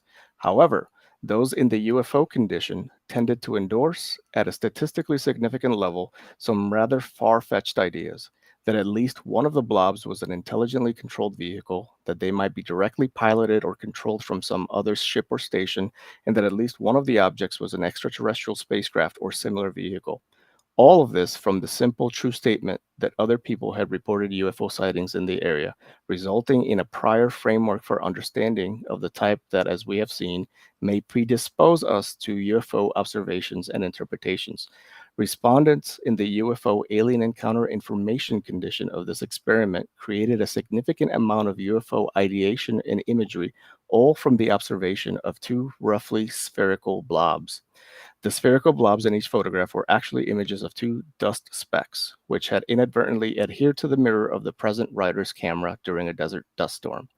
So, showing two groups of people identical photos. One of them, you're just telling them these were photos in the desert. The other group, you simply tell them these photos in the desert were taken in an area where a lot of people report UFO activity. Those were the only two differences. And just by priming people with that description, it completely shaped the interpretation of those two little blobs in those pictures. That is what is constantly happening on our Twitter news feeds. Every time someone posts a video of what's obvious to me is just a fucking plane, but the description usually says, look at this unusually moving plane, look at the unusual structure. That priming effect is identical to what's happening in this research article. And when you're stuck in this community where everything, even normal everyday things, are somehow mysterious, it literally forces your brain to interpret normal things as somehow abnormal just because of the thing that you wrote in the caption above the image. I think this is just one of the many different ways in which kind of mass hysteria takes off, and it spreads like wildfire. Yeah, that's just one of the many ways that this happens. So you say that, and the first person that comes to mind is Tupacabra, because Well, that's exactly what. He's just Yeah, engagement forming. yeah. He's just engagement forming. I think he knows what he's doing. No, he knows exactly what he's doing. But it's, man, it's, to me, I think he is one of the most infuriating people in the discussion. He should know better. There's never an honest conversation with him. It's always, depending on who he's in front of, is the answer he's going to give you. And it's really manipulative. And the things that he posts, like, for example, today he posted, in the 90s, America was confused with the reality of alien abductions like never before in history. And that's all he puts. And then fucking gives us this clip of John Mack on Oprah Winfrey in 1994. And it just pisses me off. Like, and then, he's also the guy that's, oh my God, these flights are being grounded. How mysterious, how weird, oh my God, look at these drones everywhere in Jersey. What's happening? And they prime their audience to believe that it's aliens without saying it's aliens. And then when it comes to him, what's more infuriating is he thankfully does not think it's aliens, but the problem is that when he does think it's prosaic, he supplants that explanation with a conspiracy theory. So he doesn't think it's aliens, but there's obviously something nefarious going on by the government. And so you've just replaced one conspiratorial explanation for another one, as if that makes it any better. That's his MO. He's definitely he knows what he's doing. And I just don't engage with it because it's the same stuff that Jay Anderson does. He'll post something just to get conversation going. And I don't know how much of it he actually believes and how much he genuinely knows this is going to get people heated and talking. I mean, he posted a picture of of, I think it was, what kind of owl is this? And it's just this blurry fucking picture of Yeah. what looked like Mothman. Yeah. Obviously bullshit, but I don't think he believes in Mothman, but he knows that his audience, a large portion of them probably do, and it gets them talking, and that gets them clicks, and it's monetized. I'm assuming. Um, so yeah, those are the people who profit from the community, and that's why, like, I have to always remind myself, a lot of the members of the community are themselves victims of this kind of shit. So you have to target the anger to the people preying on them, because the people who believe this stuff themselves are victims. They're not the ones perpetuating this purposefully, like he is. He knows what he's doing. Yeah, to me, he's preying on a community of mentally vulnerable adults. That's what I think he's doing, if I had to label it. You know, he's created this UFO timeline and this way to donate to him, you know, and he brags about how people like Danny Jones are funding this timeline, and that brings him credibility. I mean, dude, like, he's got 25,000 followers.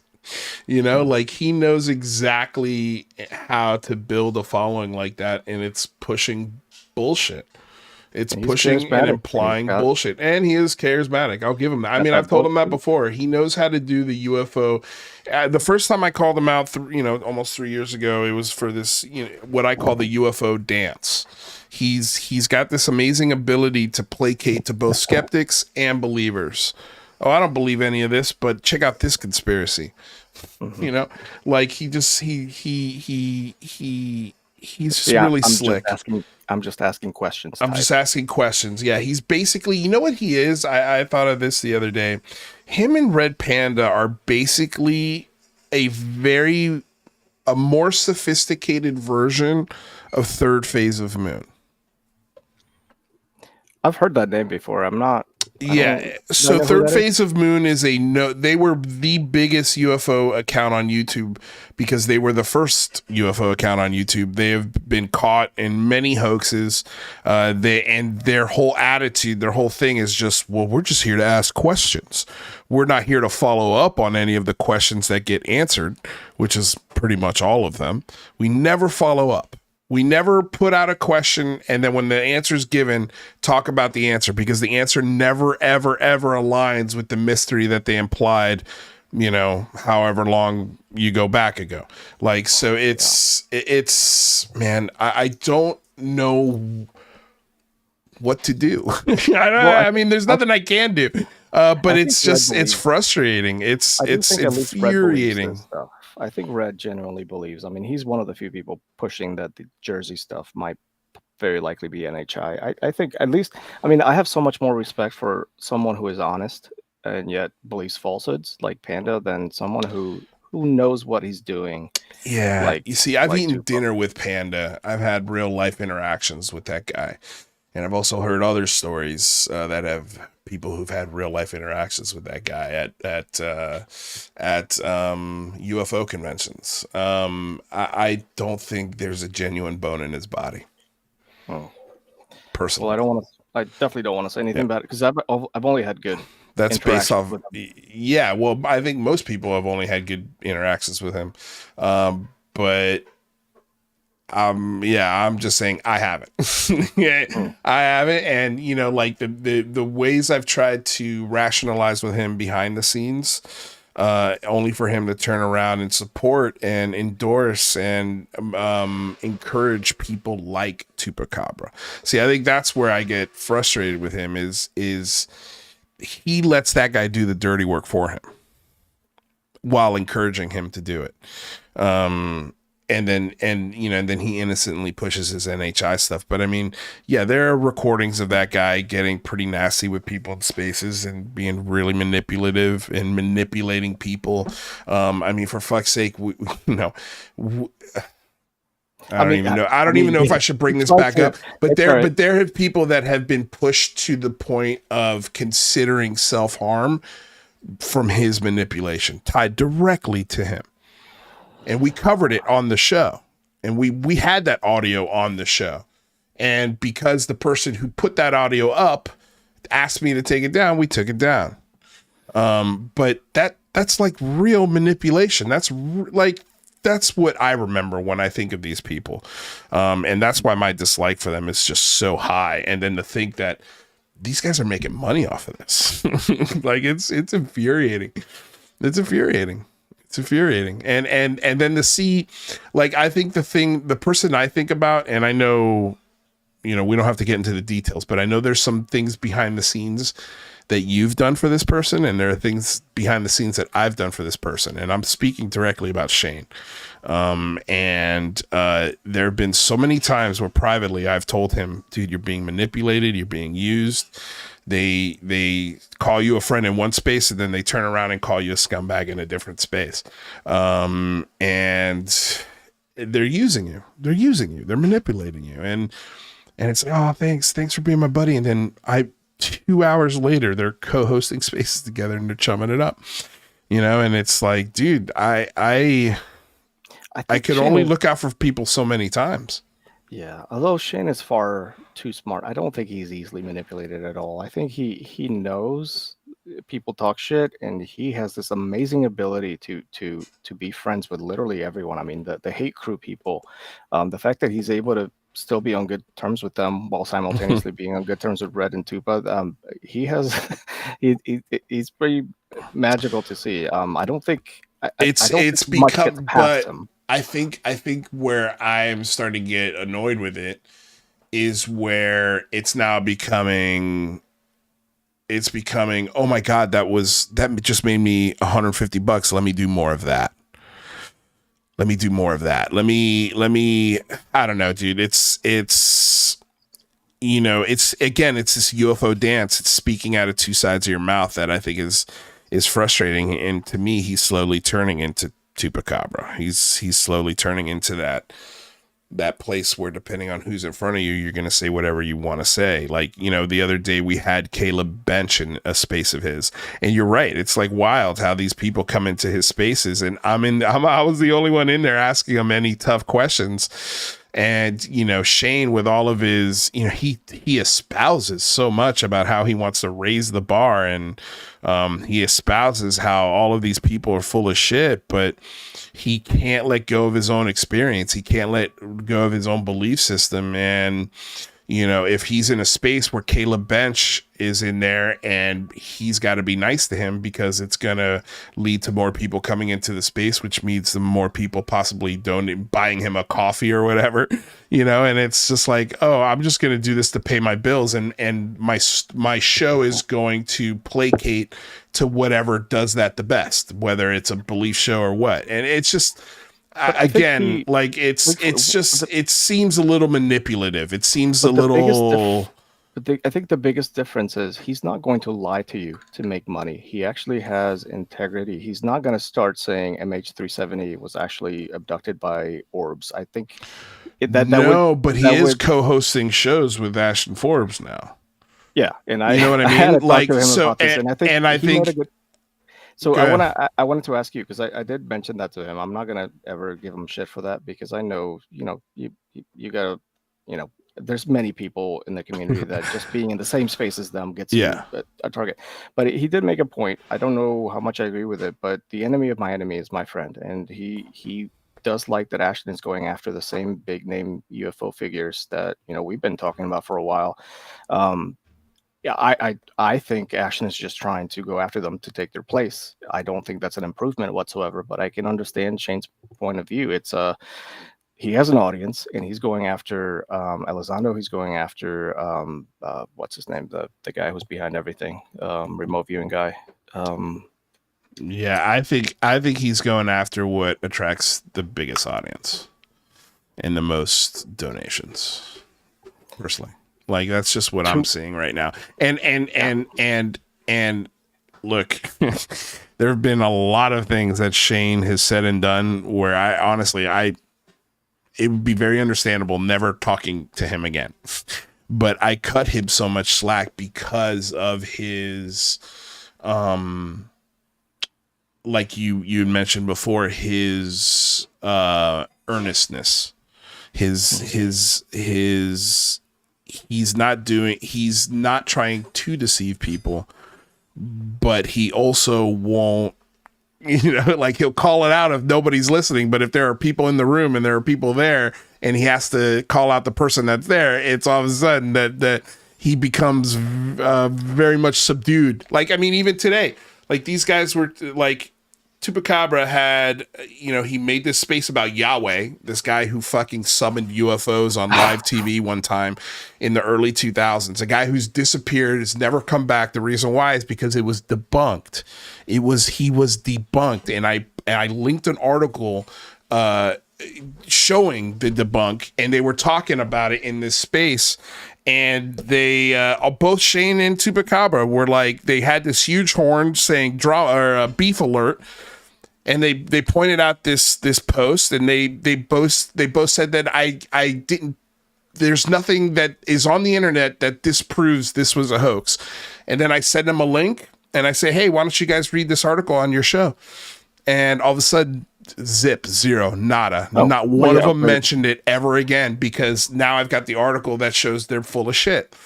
And they don't even want to take it into consideration. They never get back to it. And it's like, it's in moments like that where I go, you're a fucking sellout, Shane. Like, and this enemy of my enemy is my friend. Like, I'm sorry, you're smart, but you're not that smart. Like, he's not doing this to expose anything. But at the same time, that's how we got the Jason Sands space. The only time that he's been confronted. I mean, I have to give credit to Jason for even going into that lion's den. Yeah, that's true. And he's one of the few people who's just straight up going to tell him you're a liar. And I mean, I wouldn't. I went at him pretty hard, but I didn't even call him a liar. I don't believe him, but Shane does. When he generally believes someone is fucking scamming and lying, that is like that's a line that I think it depends on who it is. I think when it comes to Jason Sands, it's easy because everyone knows he's lying. I think when it comes to like a guy like Caleb Bench, it's who is definitely lying about the things at Skinwalker Ranch. He comes out and says the same shit in these spaces every time he's in one of these spaces. Oh, don't worry, this season, oh man, you guys are gonna see. Like we heard that shit last year when you were in this space. And where's Shane then to call him a liar? He doesn't do it, but he doesn't do it because it's just different, dude. And he sees that and he knows, oh, if I do that, people will leave this conversation and I won't get the donations and the money, But and that sucks, dude. That's frustrating. But here's why I think that the Jason Sands case is really helpful as a case study. So I don't think he's lying. And I obviously don't think most of the experiencers on UFO Twitter are lying, nor are they mentally ill. And it is useful to use, because I'm never going to go at an experiencer on UFO Twitter the same way that I went after Sands. Number one, because he's an influential figure and he's a public figure. So that gives me license to be a little more critical. I'm not going to ever go at an experiencer who's just sharing their story with others, trying to find an explanation for it. Now, Jason is helpful because there's some telltale signs of what's going on there for me that I didn't even kind of think about until after that space with Shane.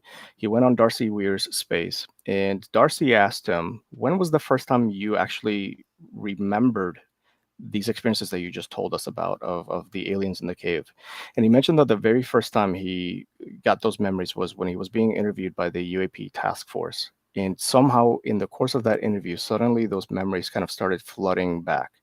Now, that immediately I mentally flagged, and I don't think other people would flag because they wouldn't think much of it.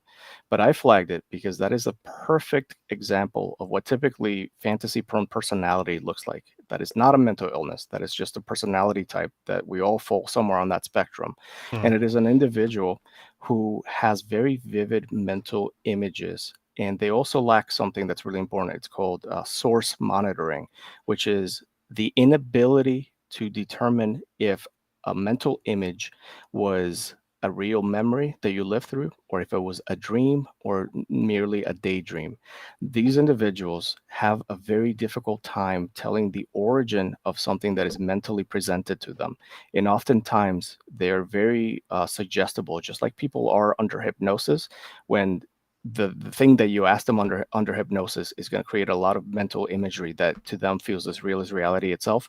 For people who are fantasy prone, they don't even have to be under a trance. Just in everyday wakefulness, these images will pop up depending on what you ask them, and they don't know because they feel so vivid, and they have a physical response to them that's identical to the way that we respond to difficult memories, that they generally have come to believe these things are real. And he also mentioned in Chain Space that he kind of recalls whenever these missions were happening, that they would knock them out, and then he would wake up in bed wondering if it had been a nightmare or if it's something that actually happened. Now, that tells me he himself, by his own admission, is unsure about his own experiences. Liars, specifically liars about stories like these, don't ever say that. They will relay these stories very sternly, like, no, this is what happened, and who are you to tell me it didn't? He himself has expressed doubts that fit everything I understand about dissociation and fantasy proneness, that it tells me he is not lying. He is generally grappling with something that his mind is presenting to him as a genuine memory, and he is just relaying it to us as if it is a memory. And that's why I kind of softened up after that when I heard that, because it made sense to me. And this is someone who needs some guidance. Obviously, he's not going to get it from the UFO community because they're just going to encourage this kind of fantasy stuff as if it's real. But that's exactly what it would look like for someone. And this is very common in people with abduction experiences. There's a very strong link between fantasy proneness, dissociation, and abduction memories and sleep paralysis. They generally have experiences that feel as real as reality to them itself, and they have an inability to sort them out the way that you or I can. Well, I'm sure that's also a lot more difficult for him as well when he's made the subject of a movie by an acclaimed UFO filmmaker. You know, it's going to be a lot harder to get him out of that hole now that he's got an entire movie made about him, because now he slaps that movie on the desk of his family members, of the people that doubted him. There's so many things that Jason Sands said in that interview, one of which, to me, he kept referencing his kids in the past tense. He always he's like, I had kids, you know, and I wouldn't want that happening, you know, to my kids. And to me, I'm wondering if he's linking some sort of trauma that might have been there with the story that he's telling, you know. It was just strange to me that he always mentioned his kids in the past tense. Yeah, and I heard you mention that in a previous video, and it was really astute because I didn't catch that. And when you mentioned it, I was like, wait, that is interesting. Even people who are divorced don't typically Yeah, or lost custody. They don't say they had kids. right. Uh, Again, I would never ever ask something happened to them, but it is interesting that he refers to them in the past tense. And there's always a lot of grief and pain just in just his normal day-to-day voice. He's obviously someone who's gone through a lot. And what's interesting is everyone who listens to him feels like there's authenticity coming from it, even if the story sounds like bullshit. This does not feel to me or to a lot of people like he's bullshitting. Again, that's not saying much because the UFO community typically has Yeah, well, terrible they believe everything. yeah, but there is They something believe unique everything. about his case, that is very different from like Michael Herrera, for example. That there's just something different in the way that we tell these stories, and being able to admit that you're unsure about the reality of this memory is huge, because Michael Herrera doesn't do that. Other Right. abductees don't ever do that. And I mean, in Chain Space, he said, no, there's no way this was MK Ultra. But with Darcy Weir, he was able to begrudgingly acknowledge maybe it was MK Ultra. No, it wasn't MK Ultra. We don't need that conspiracy. I know Right. that that was a thing that happened, but there's a much simpler explanation here. Well, MK Ultra ended way before he was in the service also. Yeah, but you already know the standard response is going to be, Yeah. or did it?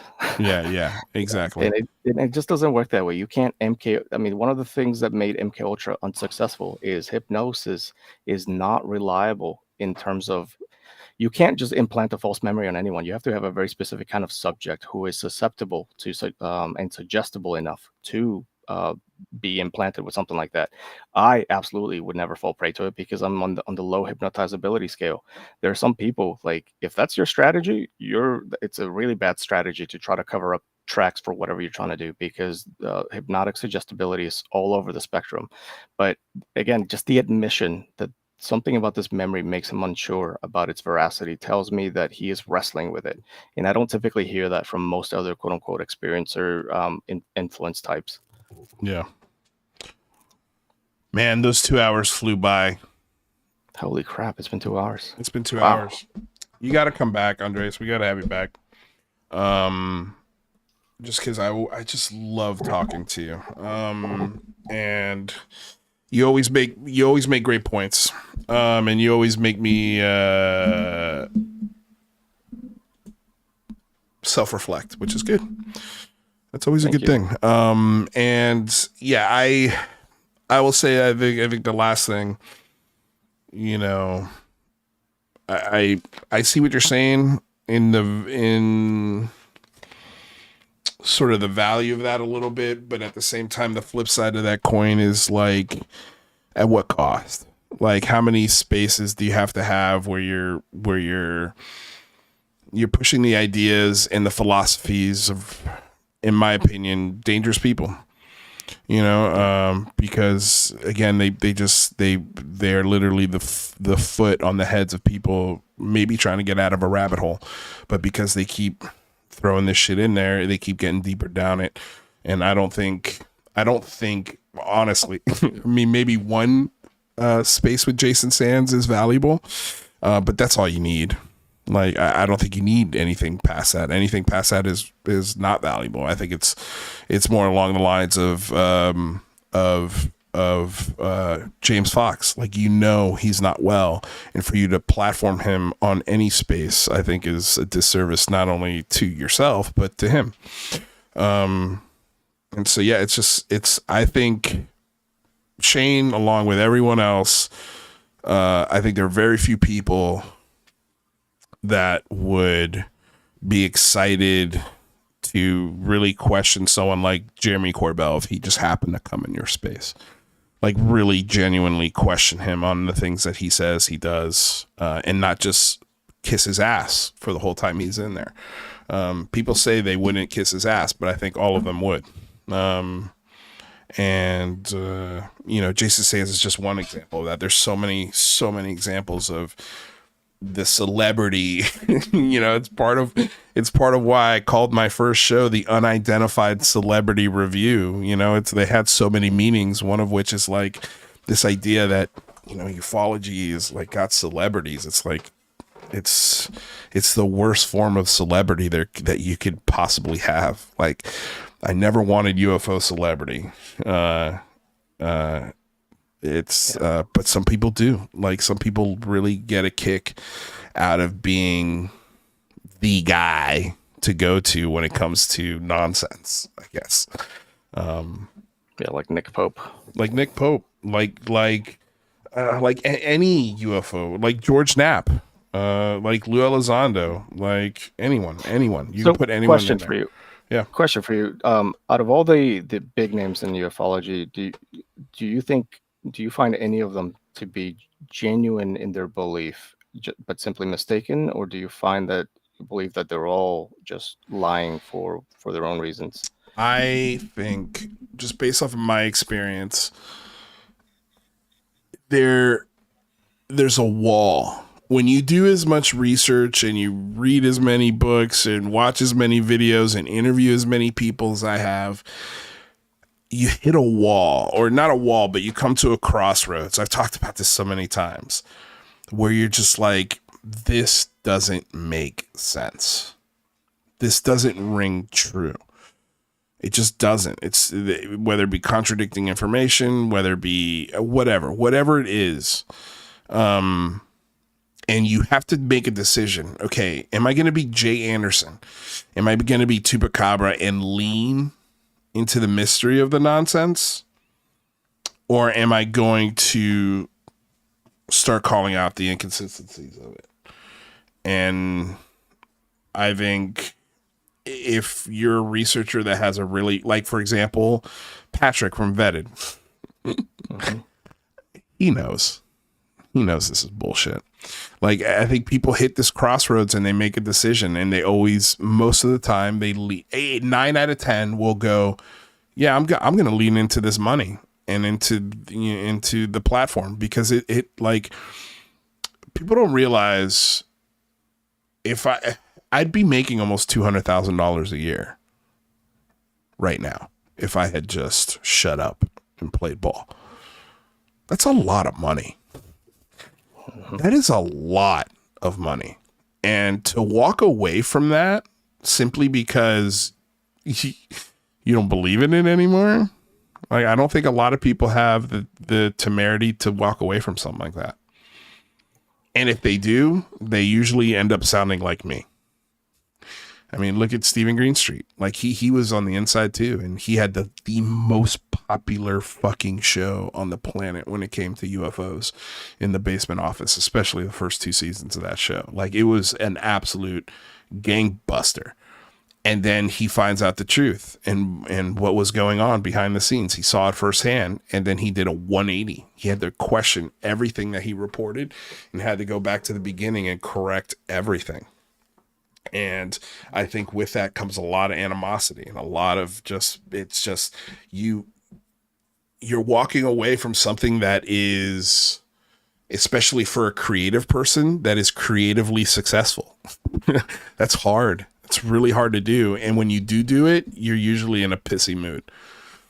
Yeah, I guess so. I have absolutely no way of determining if they know it's bullshit and they just do it for the money. I will say, though, that there's something that we always have to be mindful of, and this is a lesson that we learned from Thomas Kuhn in his book The Structure of Scientific Revolutions, which is the way that science typically operates is we have a paradigm in any scientific field, and eventually there are going to be a lot of facts that start accumulating that point in a different direction, that show that maybe this theory that we're holding on to might not actually be true. And in a rational ideal world, because these are scientists, you would expect them to be able to immediately say, okay, well, this theory is bullshit. Let's just follow the facts where they lead.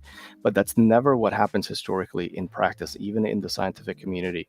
Our brains are amazing at being able to rationalize away inconsistencies and discrepancies that do not fit our worldview. Yeah. And some people like yourself can get to a point and say, this doesn't add up, this is bullshit. But other people with different styles of thinking might perfectly be able to convince themselves these inconsistencies are only temporary and we'll explain them later, or they're not really inconsistencies at all, but some kind of conspiracy to explain them away. And the two look identical from the outside. Someone who is clinging to their belief system and rationalizing away inconsistencies, or someone who's clinging to a belief system because they know it's bullshit, but they're making money. But I think it's always important to leave that door open, that not that many human beings are dishonest genuinely, that they are able to fool even themselves in order to maintain balance in their belief system. And I think, personally, I believe most people, even in the UFO world, tend to be like that, with some obvious exceptions. But again, both ways of looking at it, I can't find any way to determine which of the two is accurate. But I always have to emphasize our minds are wonderful at rationalizing things that don't fit. And you see that on UFO Twitter all the time. Yeah, I understand what you're saying. I could, again, and I'm only speaking from my experience and just how I rationalize those things. I think it was more fear. It was like, fuck, I don't want to piss off my audience because I questioned something. And I think for me, there is no possible way for a content creator of this discussion to not come to that eventual conclusion. And if they don't, like, for example, Alien Girl, she believes it because she doesn't research it at all. She believes everything. I think anybody who actually looks into these claims and discussions, like a real journalist like Stephen Greenstreet, or even John Greenwald in some cases, like, there is, it's just, the inconsistencies are too great for someone to just ignore. And so I think what's happening is two different philosophies that we discussed as sort of at the top of the show, and one coming in it with I believe inherently that most people are actually trying to do good things. And one person coming at it like, yeah, I'm not going to believe anything until there's a reason to believe it. And I think that's a great philosophy when you're applying it to normal people in normal situations and normal life and normal exchanges, normal business transactions, or normal, interactive, artistic transactions. Like that will always be at the forefront, I think, of most humans. But we're not talking about that. We're talking about a very specific community and a very specific topic that has a very rich history. And the history is very rich and trust me, bro. and that's about it. And any real researcher, for example, Steve Long, who's in the chat here, anyone who genuinely researches it and goes back and questions everything that they thought they believed has to come to that realization. And I hope there is people out there, but I haven't seen them. I haven't seen one UFO show host or podcast or voice where I listen to them and I go, man, this guy's just trying to do the right thing. This guy's just trying to do the right thing. They're just trying to get to the truth. I haven't seen one. I've seen people with potential. I've seen potential, but every time the rubber meets, every time there's a moment where, hey, what about this question? Or have you thought about it this way? Or have you decided to ask this person this thing? They always walk away from it. Always, always, always. Like a first person I think of is not Danny Jones, but the other guy. God, what's his name? Anyway, one of those podcast guys where they've had Elizondo, they're going to have him on again in January, and you talk to them and you tell them the moments of manipulation, you tell them the moments of blackmail, you tell them the moments where they've lied and they've lied not only about other people but their own jobs, and they ignore it.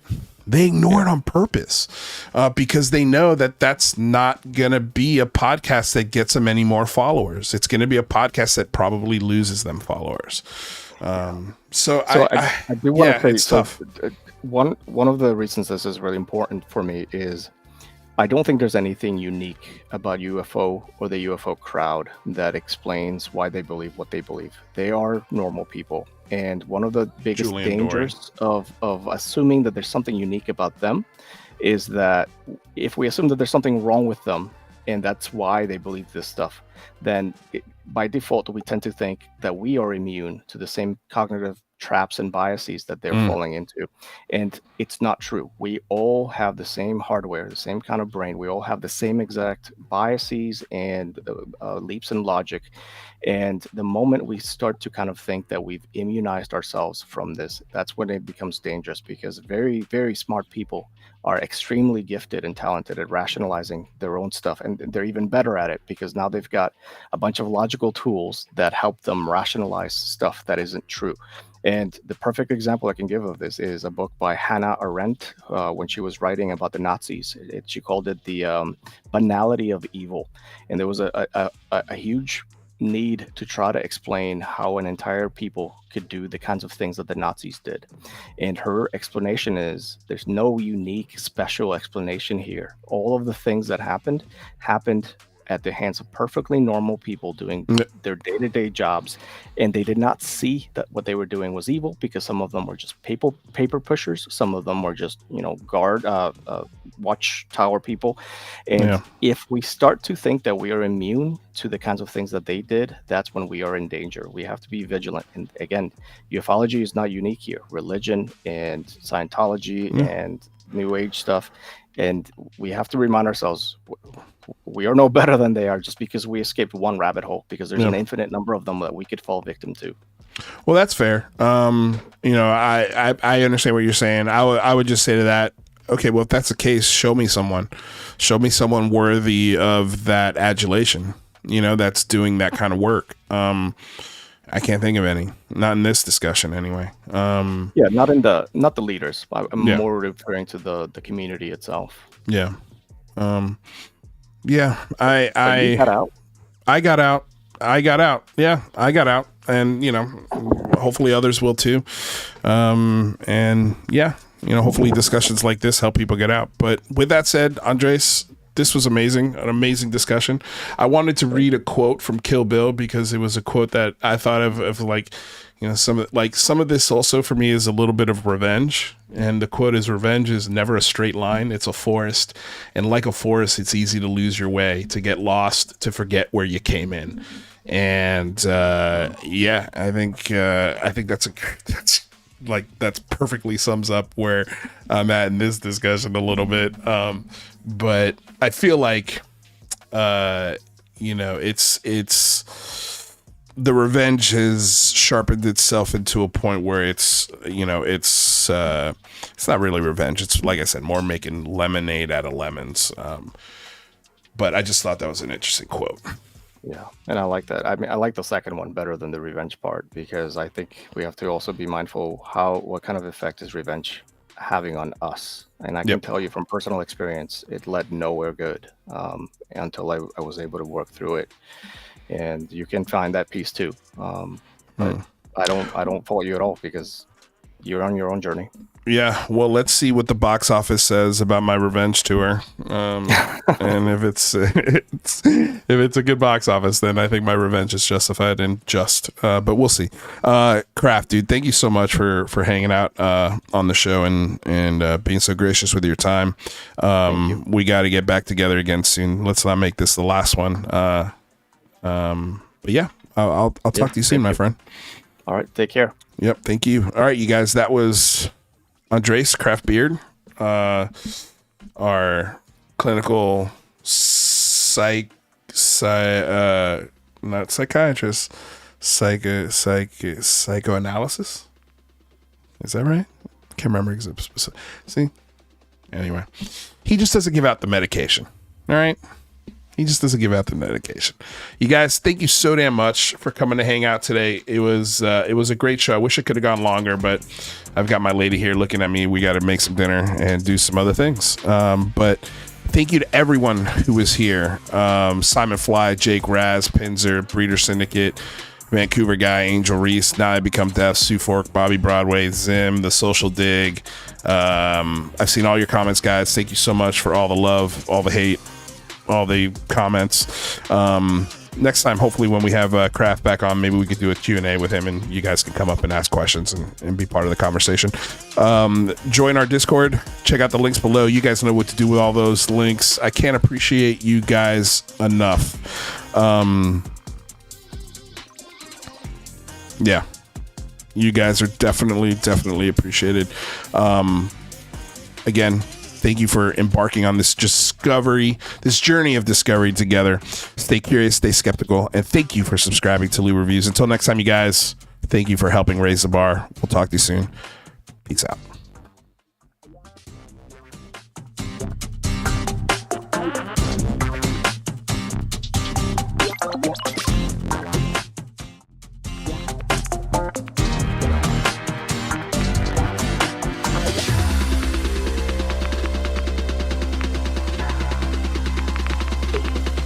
Psychotherapist. Thank you.